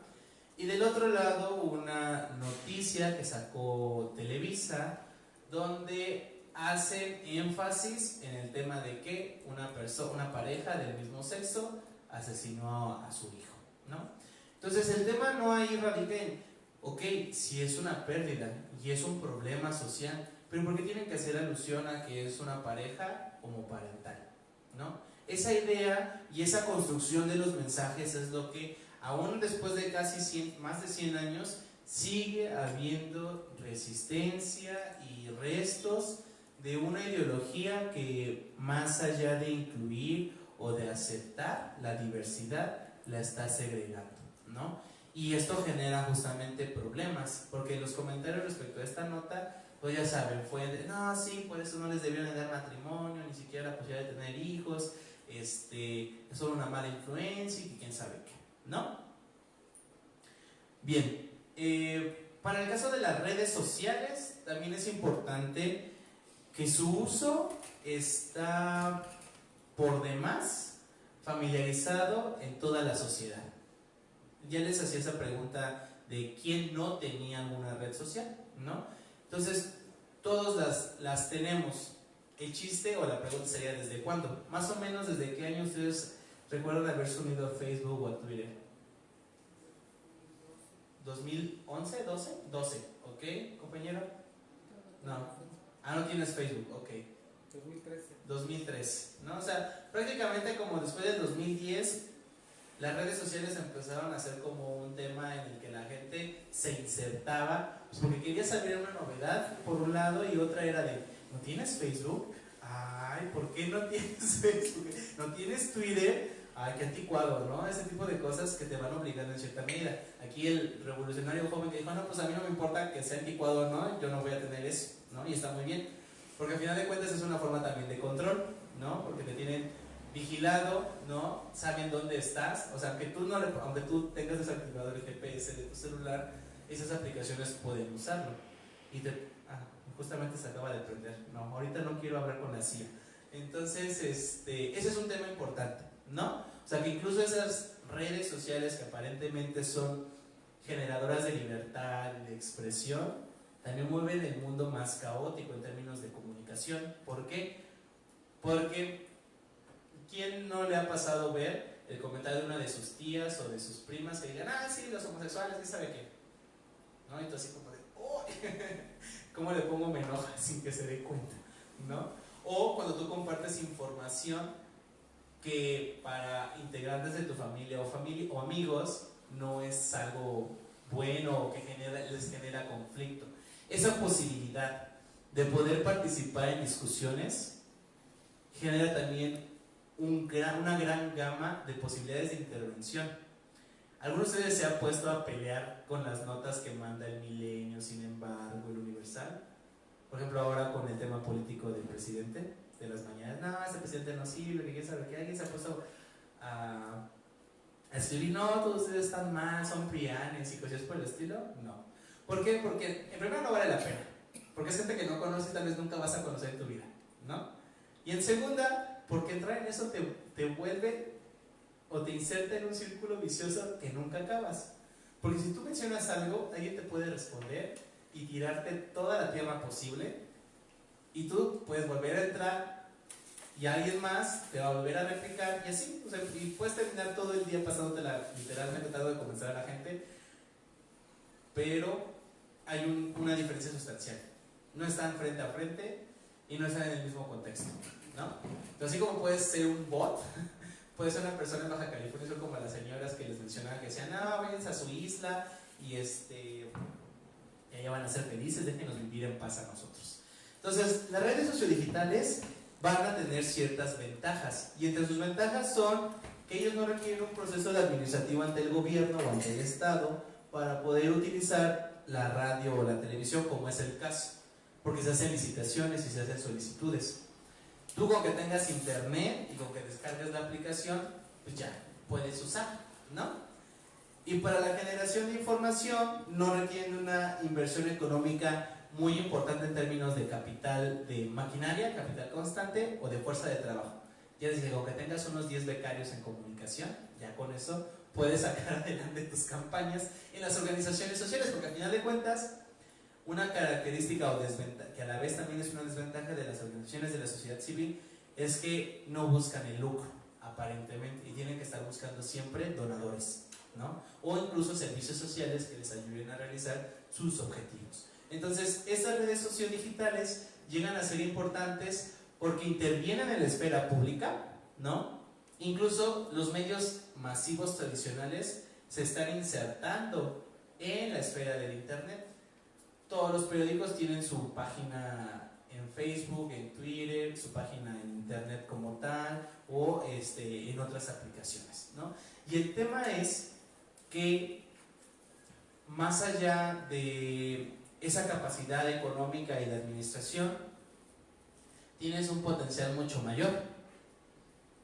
Según estadísticas del uso de redes sociales, en México el 90% de la población tiene esa medios de comunicación como la radio o la televisión, ¿no? A la televisión le costó 50 años, 60 años poder tener una cobertura nacional. Las redes sociales no. O sea, fue que pongan 10 años en que empezaron a utilizarse, ¿no? O sea, es decir, 5 veces menos, o fue, bueno, 5 veces más rápido la intervención o la inclusión de estos servicios o de estas redes en el caso de otros como fue la tele, la televisión, la radio y el cine. Y bueno, esa es una propuesta que, bueno, ok, antes de eso, vamos a hacer una actividad. Yo les había dejado una tareita, ¿no? ¿Sí se acuerdan de su tareita? No. ¿No? ¿No? No, bueno. Vamos a hacer unos papelitos, sí se nos pueden hacer el favor. Muchas gracias, ya las tienen hasta partidos y todo. Yo sé que lo que van a extrañar es cuando les pedía o cuando les pida hacer esto, porque sí es muy interesante saber. Van a hacer 2 cosas, entonces, para después pasar al tema de las redes sociales. ¿Uno o 2 papelitos? 2 papelitos, pone 2 papelitos porque van a hacer 2 cosas importantes. Ya hemos visto que, bueno, hay organizaciones civiles, que hay un movimiento y un contramovimiento. En el primer papelito quiero que ustedes me escriban 5 organizaciones, el nombre de 5 organizaciones que ustedes identifiquen en el movimiento. Que ustedes digan, cuando hablamos del movimiento, esas 5 organizaciones yo he visto que han hecho algo, que trabajan cerca de mi mi comunidad, yo pertenezco a una de esas, también es válido, ¿no? O he visto en campañas su logo o su nombre, o han dado conferencias en algunos lugares importantes, ¿no? Entonces, el nombre de 5 asociaciones civiles o organizaciones civiles que trabajen el tema de la comunidad o que trabajen en favor de la comunidad LGBT, ¿vale? O sea, pueden poner 5, si quieren poner más igual pueden ponerlas, yo no tengo ningún problema. Esa sería en la primera hojita, en el primer papelito. Y en el segundo papelito, que ustedes, que era la tarea que les había encargado, que me mencionaran 5 páginas o perfiles o nombre de medios en los que ustedes se enteran de temática LGBT. O sea, por ejemplo, Escándala. Pues Escándala pues es un grupo, es una asociación, es un medio que publica constantemente cosas, a lo mejor es de risa, pero bueno, ahí se enteran de cosas que tienen que ver con el tema LGBT o que presentan temas de la diversidad sexual, ¿no? Entonces, en el primer papelito son 5 organizaciones que trabajen o que ustedes identifiquen que trabajan en pro de los derechos de la comunidad, y en el otro 5 medios o 5, ya sean páginas web, a lo mejor llega a haber incluso secciones en los periódicos o secciones en la radio, ¿no? Por ejemplo, ahorita con el caso del IMER, que está muy de boga y no sé si están al tanto que van a cerrar o van a despedir a un gran número de personas dentro del IMER. Allí, curiosamente, había una estación o un programa que trabajaba temática LGBT, y al parecer era la única a nivel nacional que trabajaba ese tema, ¿no? Entonces, no sé si lo sabían, yo no lo sabía, lo desconocía totalmente, pero bueno, son parte como de esos cambios que se van dando, y que incluso los espacios LGBT no solamente se reducen a las redes sociodigitales, porque una hipótesis es que mucho de lo que conocemos del movimiento se da en esas redes sociales o redes sociodigitales. No lo sé, ustedes me lo podrán argumentar ahorita con sus decisiones o sus elecciones si son o no son, ¿no?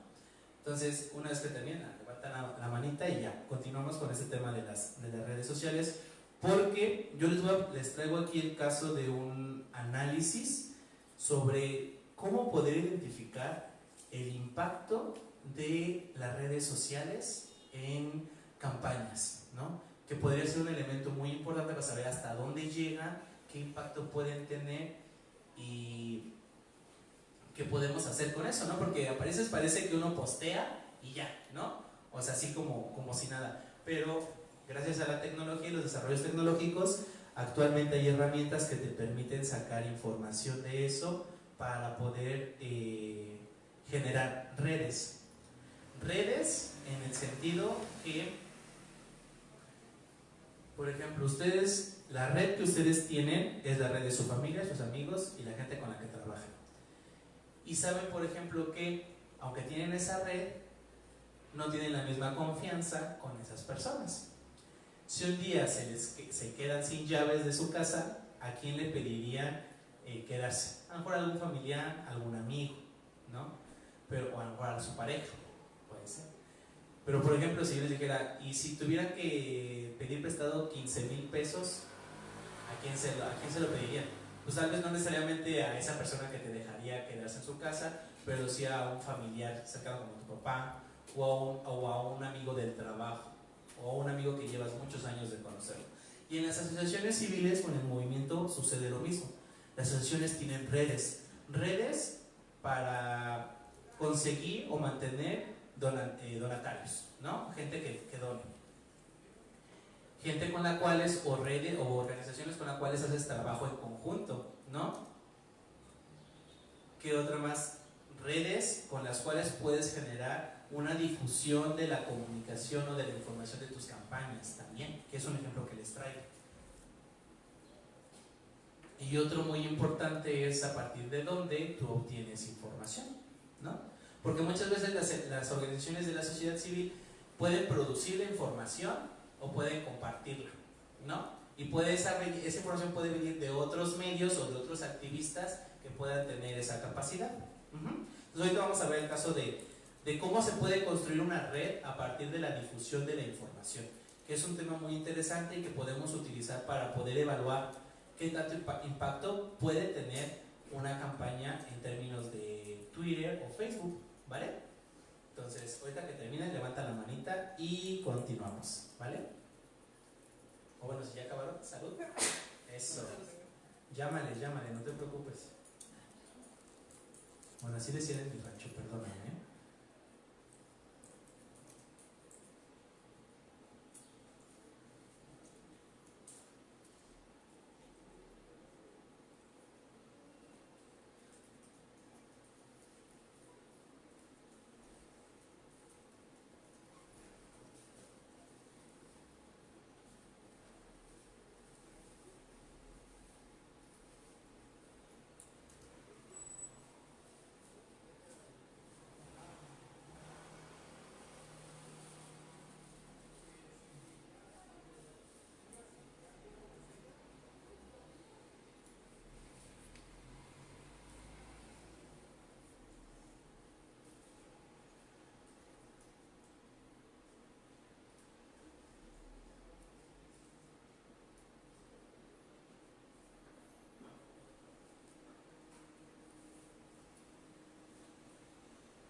Tal vez resulte ahorita un poquito difícil porque a veces no nos ponemos a pensar en qué organizaciones están trabajando, ¿no? Pero es también como parte de cómo el proceso de visibilizar ese movimiento se da, ¿no?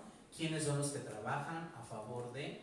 Porque tenemos claro que el frente es un contramovimiento y está en contra de, pero a veces, repito, estamos tan en nuestro mundo, en nuestra vida cotidiana, en nuestro espacio tan cercano, que no vemos qué es lo que están haciendo los demás y cómo podemos incluso trabajar juntos, ¿no? Y no juntos en el tema de un partido político o de una jerarquía como la hay en el frente, sino trabajar a través de los espacios, las oportunidades y los proyectos que se van generando con instituciones públicas, privadas e incluso las propias organizaciones de la sociedad civil, ¿vale?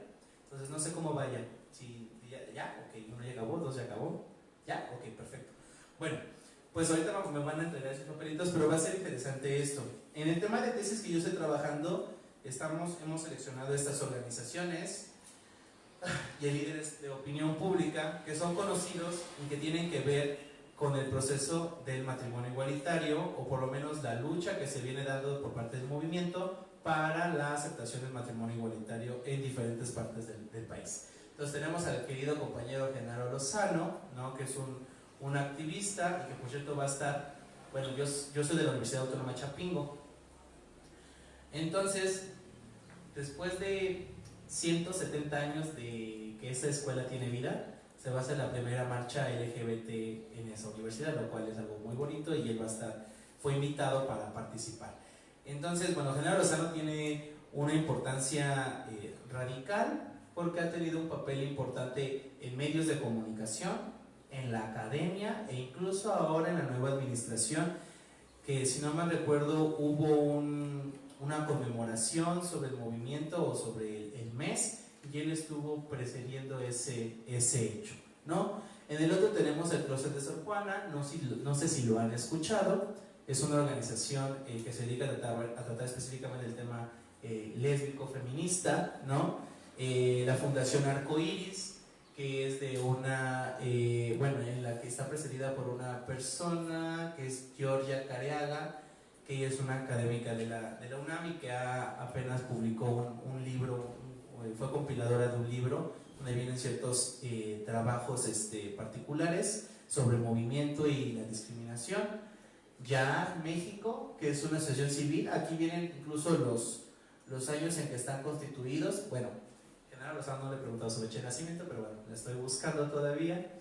Y pues bueno, con esta idea de que el movimiento no solamente debe pensarse con la gente que lo hace o está a favor, sino también con su otredad o con aquella que también tiene esa resistencia, pues hemos tenido el caso del Frente Nacional por la Familia, donde está el Rodrigo Iván Cortés, que es un filósofo, humanista y no sé qué tantas cosas, y que bueno, también ha trabajado en ese sentido.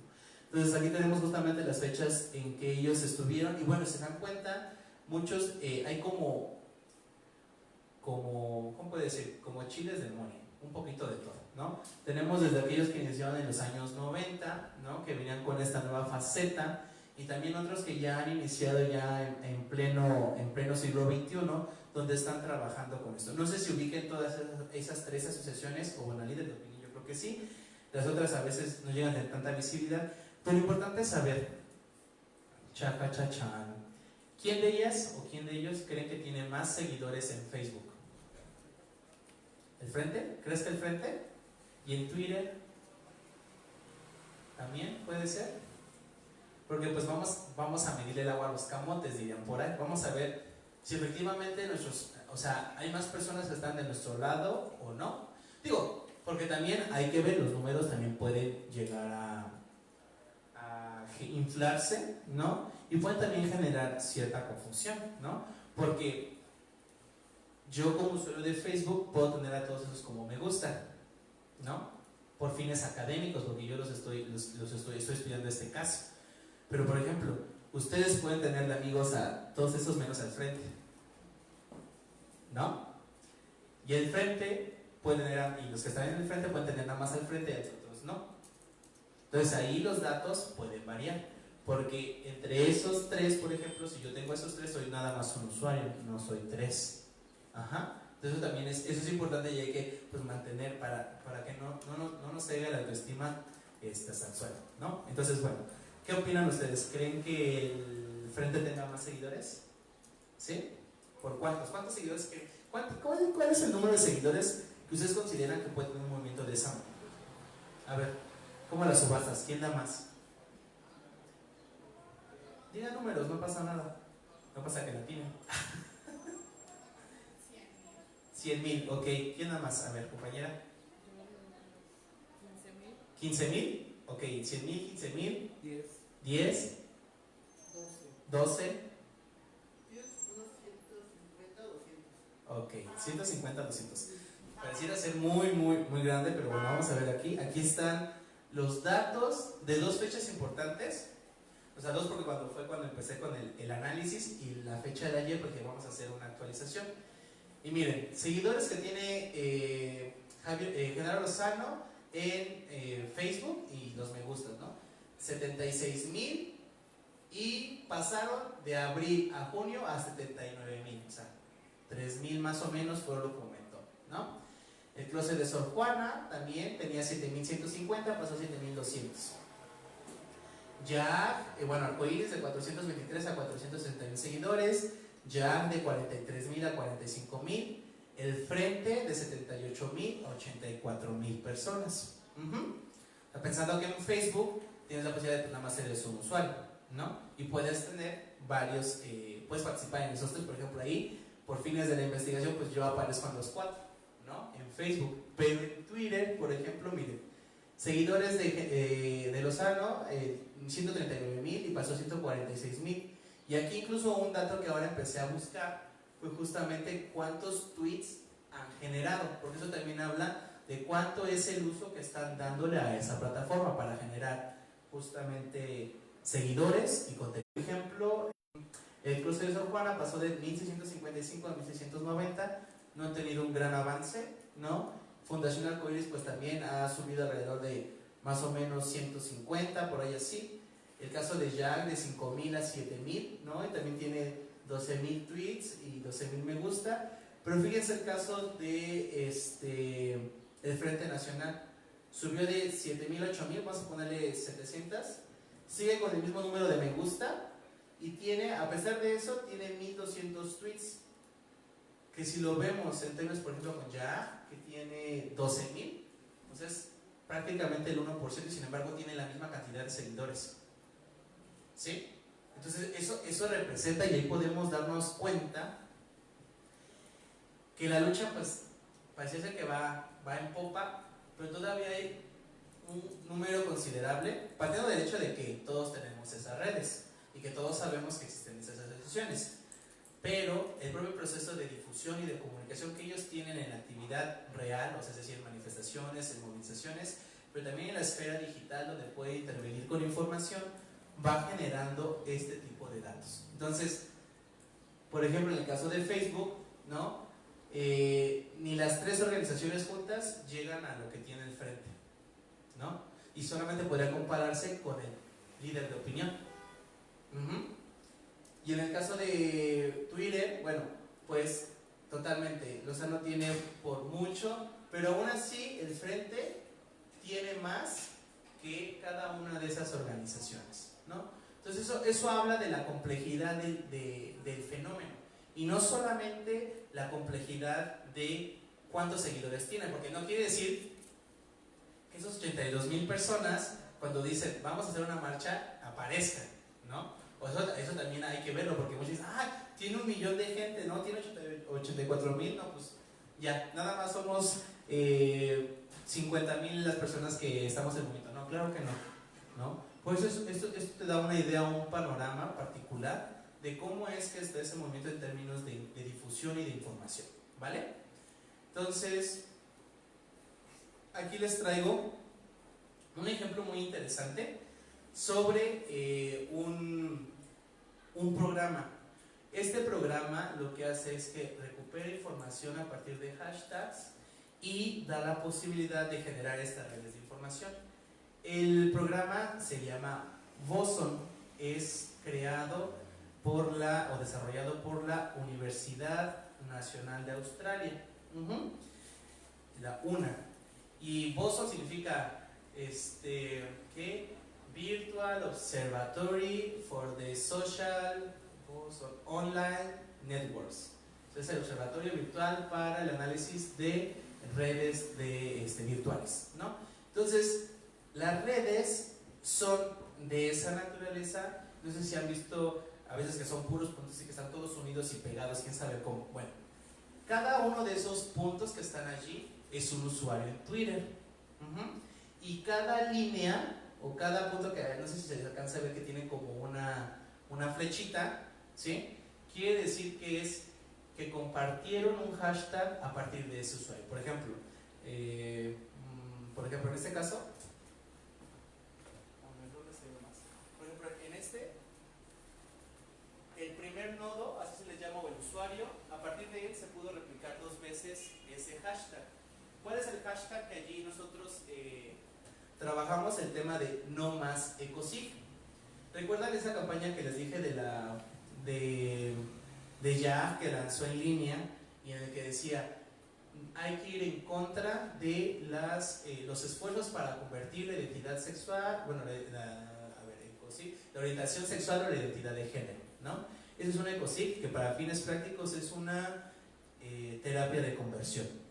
¿Y qué problema subyace allí? Que se considera que la homosexualidad o la diversidad sexual es una enfermedad y que se puede curar, cosa que desde los años 90 ya se deslindó totalmente y bueno, ahora los médicos ya hasta piden perdón y toda la onda. Nunca es tarde para arrepentirse y de los arrepentidos quiere Dios, así que bueno, vamos por buen camino. Entonces, a partir de eso, identificamos en el recuadro negro, en términos de redes, eso se le llama que es una estrella. ¿Por qué? Porque de un usuario se está compartiendo muchísima más información. O sea, sin ese usuario no podría haberse generado toda esa potencialidad de difusión. O sea, es como si ellos hubieran, cuando salen así, por ejemplo, solos, es como de desperté y a lo mejor leí ECOSIG y yo empecé a tuitear algo. Eso nada más se puede aplicar, por lo menos este software se aplica solamente para Twitter. Entonces, se puede dar cuenta que bueno, hay varios como puntos, nodos importantes que van dando como ese racimo, ¿no? Es decir, que van compartiendo o retuiteando algo que ellos ya habían publicado. Entonces, en este caso, lo que hizo el software, o bueno, lo que le pedí que hiciera fue que recogiera todos aquellos tweets o retweets donde saliera el hashtag no más ECOSIG, que fue el hashtag que la campaña o la organización social utilizó. Entonces se generó toda esa red. Lo que nosotros hicimos, o bueno, lo que yo hice fue identificar quién era el punto o el usuario que había generado esa estrella. Y curiosamente es este usuario, @padmercado. Padmercado, al analizar, bueno, meterme a Twitter para buscar ese usuario, resulta que es una senadora del Movimiento Ciudadano. Entonces ella, dentro de sus redes de amigos, vio que publicaron algo del ECOSIG, lo compartió y a partir de eso sus seguidores o las personas que la siguen, que aunque sí que sean todos, ¿no? Replicaron ese tweet, ¿no? Entonces, por ejemplo, aquí tenemos que al menos hizo que 399 personas interactuaran con su retweet o con el tweet que ella generó y que de ellas 397 lo compartieran. O sea, es decir, también ahí valdría que ver cuántos amigos tiene esta persona o cuántas personas lo están siguiendo para poder hacer el análisis de, bueno, si tienes 1000 amigos, pues el 39% tuvo una efectividad del 39%. Pero si tiene 1.000.000, pues bueno, decir, no, pues, muchas veces por participar, ¿no? Entonces este software es muy interesante porque te permite generar estos análisis, porque independientemente de que tú no conozcas a Padmercado, compartiste su información o compartiste ese tweet.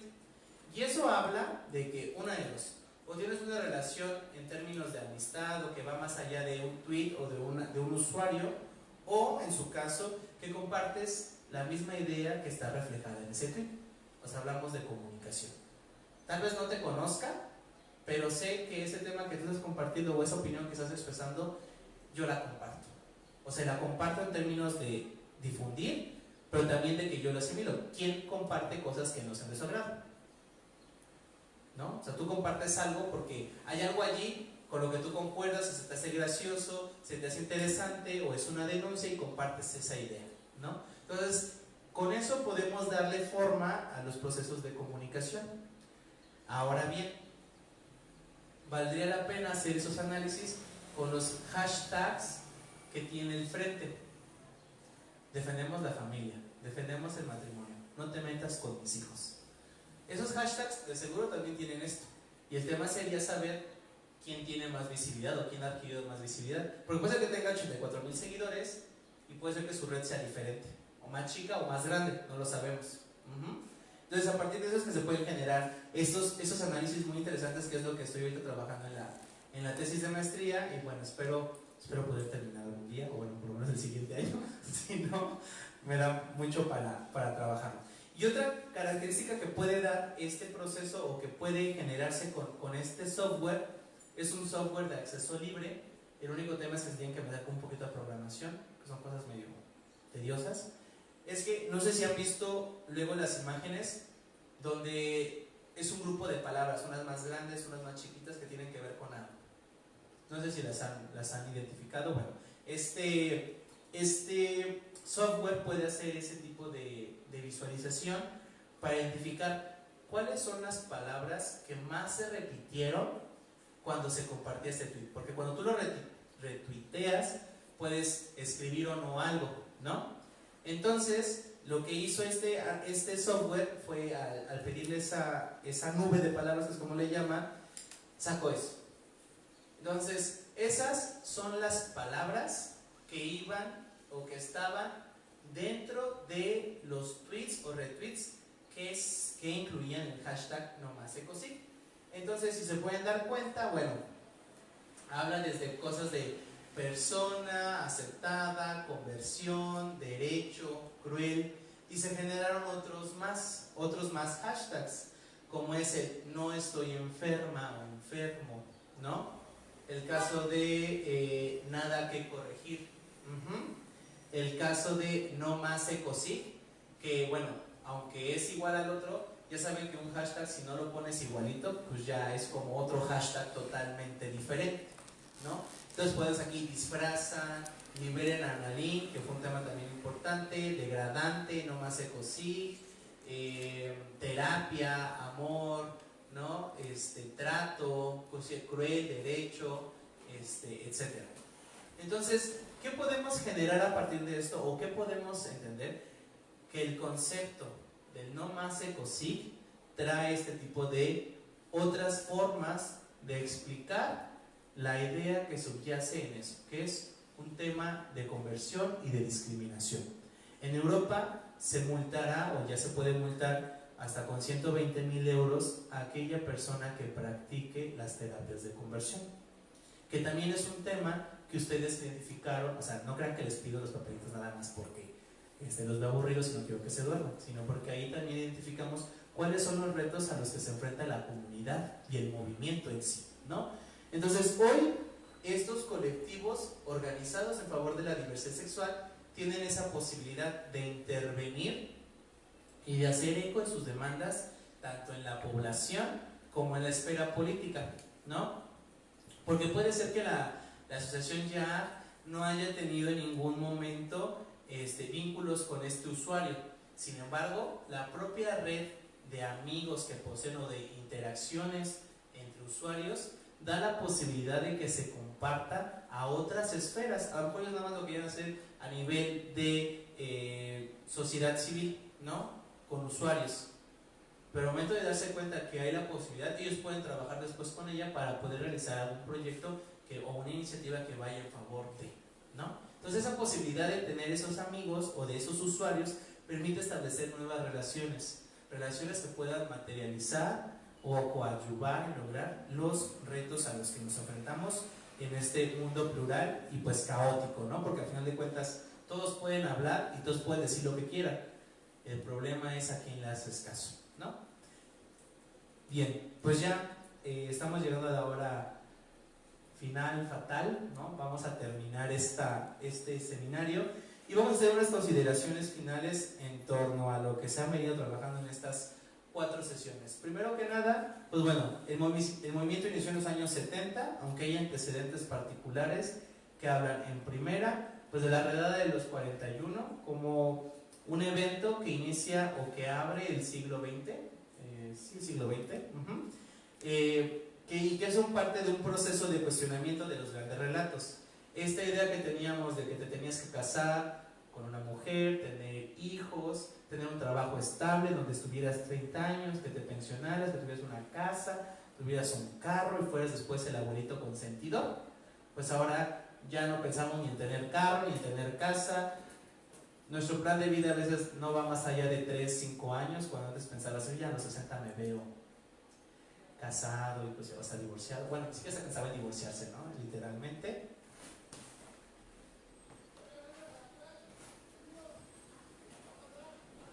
Y, ok, tenemos programada una sesión para esa semana. Okay. Bueno, pues resulta que vamos a continuar. Vamos a dar el pilón. Tenemos que ver también el caso de que la diversidad sexual pasó del espacio íntimo al espacio público a través de los medios de comunicación. Fue a través de estos medios de comunicación en que la homosexualidad se hizo pública, porque estaba en un espacio íntimo, un espacio personal, y fue solamente hasta este hecho en que la gente se dio cuenta que no nada más había hombre y mujer, sino que había otras formas de expresarse. Bueno, si en un principio esta visibilidad y lucha era por la aceptación, como lo veníamos diciendo con el tema de las consignas, no sé si recuerdan alguna consigna, pero a mí la que más me llega es la de nadie es libre hasta que todos seamos libres. Creo que sigue siendo vigente, ¿no? Y especialmente en este año habría que hacer una reflexión sobre qué es lo que hemos logrado y comparar cómo inició el movimiento y cómo está ahora. Porque en algún momento hablábamos, es que hay que descentralizar el movimiento y no hay que hablar de el movimiento, sino de los movimientos, ¿no? En ese sentido se da pauta a ver que incluso dentro de la diversidad o el movimiento de la disidencia sexual, cada una de esas letras tiene contextos diferentes, tanto de estigma como de acción, ¿no? Y cada uno de ellos tiene la misma posibilidad para poder generar estos cambios, ¿no? Y cada uno busca diferentes logros o metas y es completamente válido. La aceptación se busca la obtención de diferentes derechos como el matrimonio, la adopción, el reconocimiento, la tipificación de la discriminación por orientación o preferencia sexual, que también ya es un logro. Es esta idea de no es solamente un crimen pasional como se manejaba en los años 50, sino que ahora se puede establecer la idea de que alguien con un discurso de odio pueda aplicar una violencia física hasta llegar a un asesinato, un homicidio, por causas de tu identidad o causas de tu propia preferencia. Lamentablemente seguimos con esta lucha. No es un proceso que vaya a ser fácil terminar, ¿no? Son 41 años de lucha y aún así ha habido resultados, no como los que uno quisiera, pero se están dando, ¿no? ¿Qué otro? Bueno, el movimiento debe dar paso a la lucha sobre esos temas que ustedes fueron los que integraron y que son muy, muy importantes, que va desde la educación sexual, algo que también el contramovimiento está muy pendiente. ¿Por qué? Porque no les conviene o no les interesa o no quieren que las nuevas generaciones vayan aprendiendo sobre que hay más allá de la dicotomía hombre-mujer en términos biológicos y en términos sociales y culturales, ¿no? Porque siguen con esta idea de que es hombre y mujer y es para reproducirse. Tenemos el caso de las sanciones a los ecocid, que es un tema también importante con las terapias de conversión que se están dando desafortunadamente no solamente en la ciudad, pero sí no en la ciudad, pero sí en otros espacios donde esta idea de cambiar tiene muchas implicaciones, ¿no? El caso de la información y seguridad o garantía del Estado en la seguridad médica para el tema del VIH-Sida y el tema de la seguridad social para los cónyuges, ¿no? O para simplemente las personas que así lo requieran, ¿no? Porque no es necesario el tema de hacer toda una promoción, porque esta promoción debe darse entre las instituciones y las organizaciones de la sociedad civil, ¿no? Entre la población y el gobierno. Y pues la otra es la que tiene que ver con la apropiación del espacio público por la comunidad, que genera lugares de encuentro e interacción, como es la cajita feliz, como le llamaron ustedes. Yo no se lo puse, se lo pusieron ustedes. Son formas de llamarla a nuevos espacios que históricamente han sido de nosotros con una resignificación diferente, ¿no? El caso de los baños de vapor, que ya lo veníamos viendo desde el siglo XVII, ¿no? Con el ejemplo que les di de Morelia, Zona Rosa, la Alameda Central, Garibaldi, que se me hizo un espacio también que dije, ok, está interesante. Otra zona que no mencionaron, pero puede ser la Glorieta de Insurgentes, que también es un lugar particularmente de la diversidad sexual, ¿no? Por la forma en que se apropia. Reforma 222, VIPs y SAM, o sea, hasta hay categorías, ¿no? Para ir a echar un cafecito después de.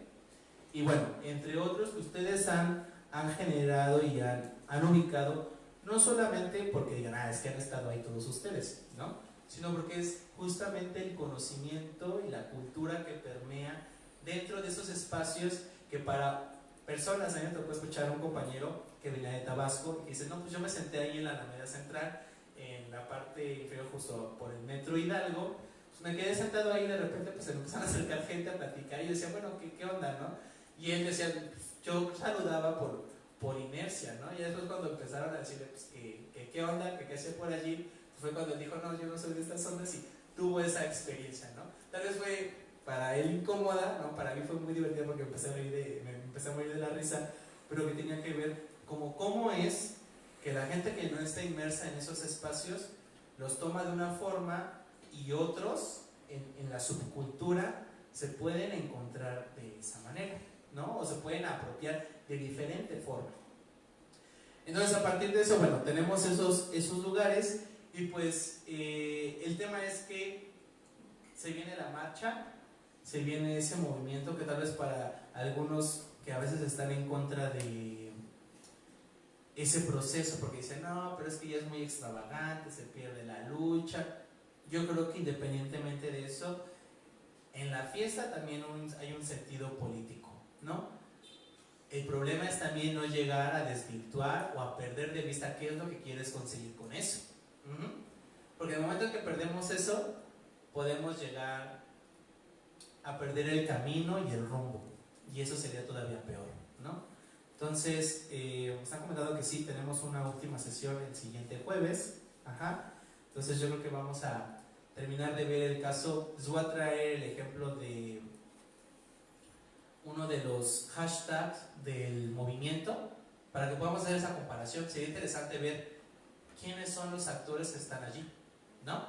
Entonces eso es lo que vamos a ver la siguiente sesión y pues vamos a ver algunas conclusiones de su parte y a lo mejor algún tema que consideren que sea necesario como retomar con mayor importancia, ¿no? Entonces con esto vamos a terminar el día de hoy.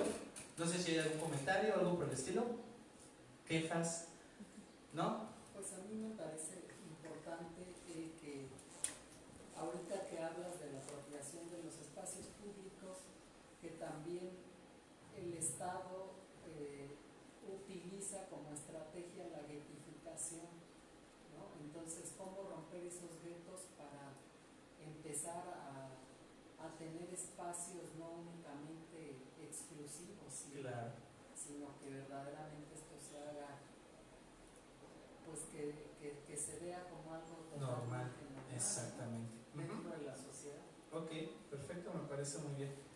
Voy a darles un mapita que pueda generar sobre las zonas y también identificar en qué parte están, porque todos están en el centro, por lo regular.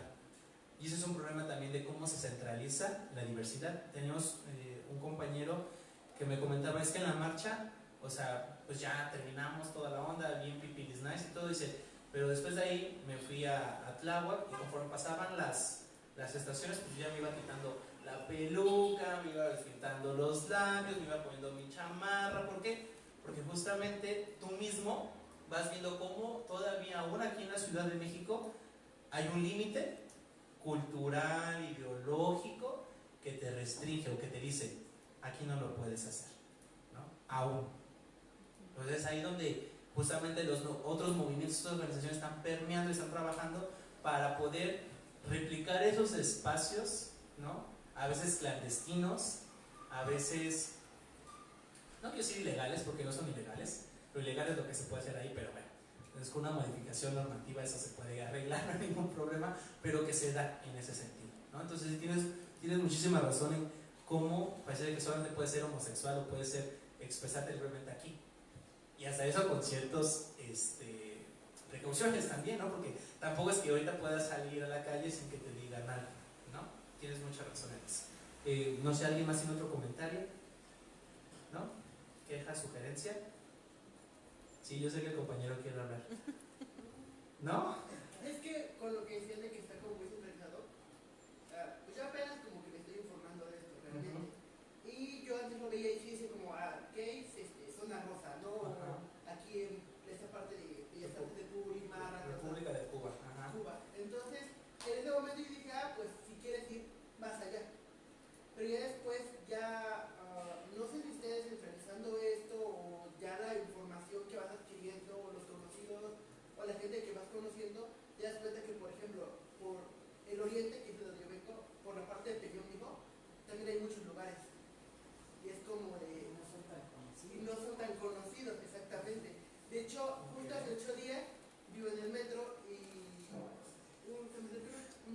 en la cajita feliz, no te hagas.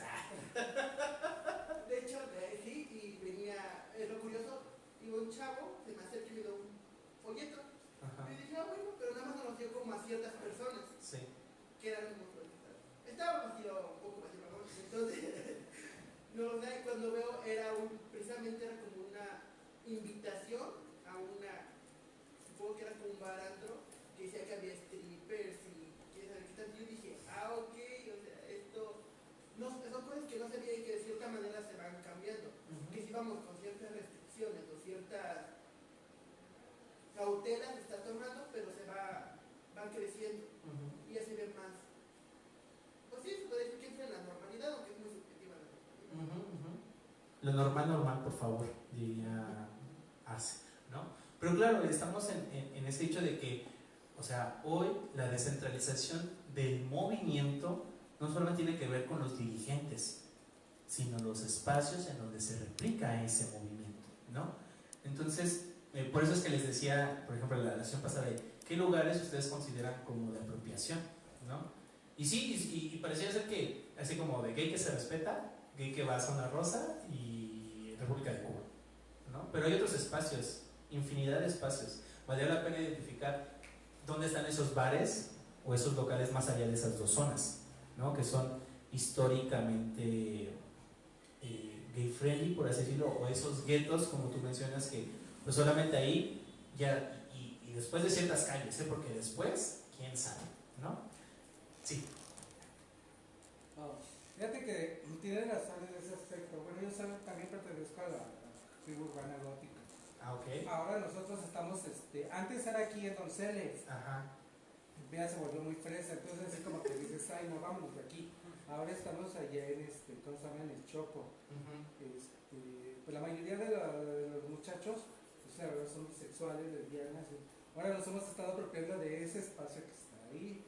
Pero sí tienes mucha razón, como que uno va buscando el lugar no es más que nada como dices tú la palabra apropiarse de esos espacios. Claro. ¿No? Porque cuando antes era del grupo gótico heterosexual, pero que son, ¿cómo se llama? Tolerantes, solamente nos dejaban entrar y éramos todos conmigo. Ahora es más de nosotros que la heterosexualidad, ¿no? Okay. Así como tú dices, sí nos vamos apropiando nosotros mismos de incluso los espacios donde nos sientan nosotros a gusto. Incluso hay un proceso como de gentrificación sexual. ¿En qué sentido?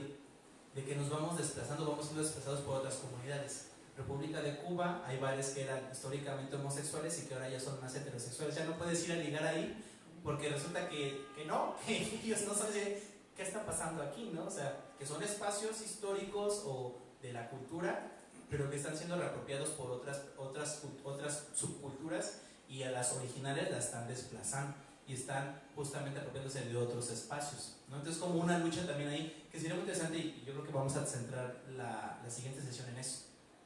¿Qué espacios tenemos y cómo nos los apropiamos? ¿No? Porque no solamente es ir a la fiesta, sino incluso a veces estar allí más allá de la mera expresión de la noche, que también puede ser en el día y es muy, muy, muy válido, ¿no? Entonces eso veremos la siguiente sesión, ¿sale? Así que muchas gracias y nos vemos dentro de 8. Vayan a la marcha y les recuerdo que el viernes a las 8 de la noche en Radio UAM Radio va a haber una plática sobre eso y se va a estar repitiendo en esa misma hora, sábado y domingo, ¿vale? Para que si no pueden el viernes, sábado o domingo pueden ir, ¿vale? Cuídense mucho y nos estamos viendo en la siguiente sesión. Gracias.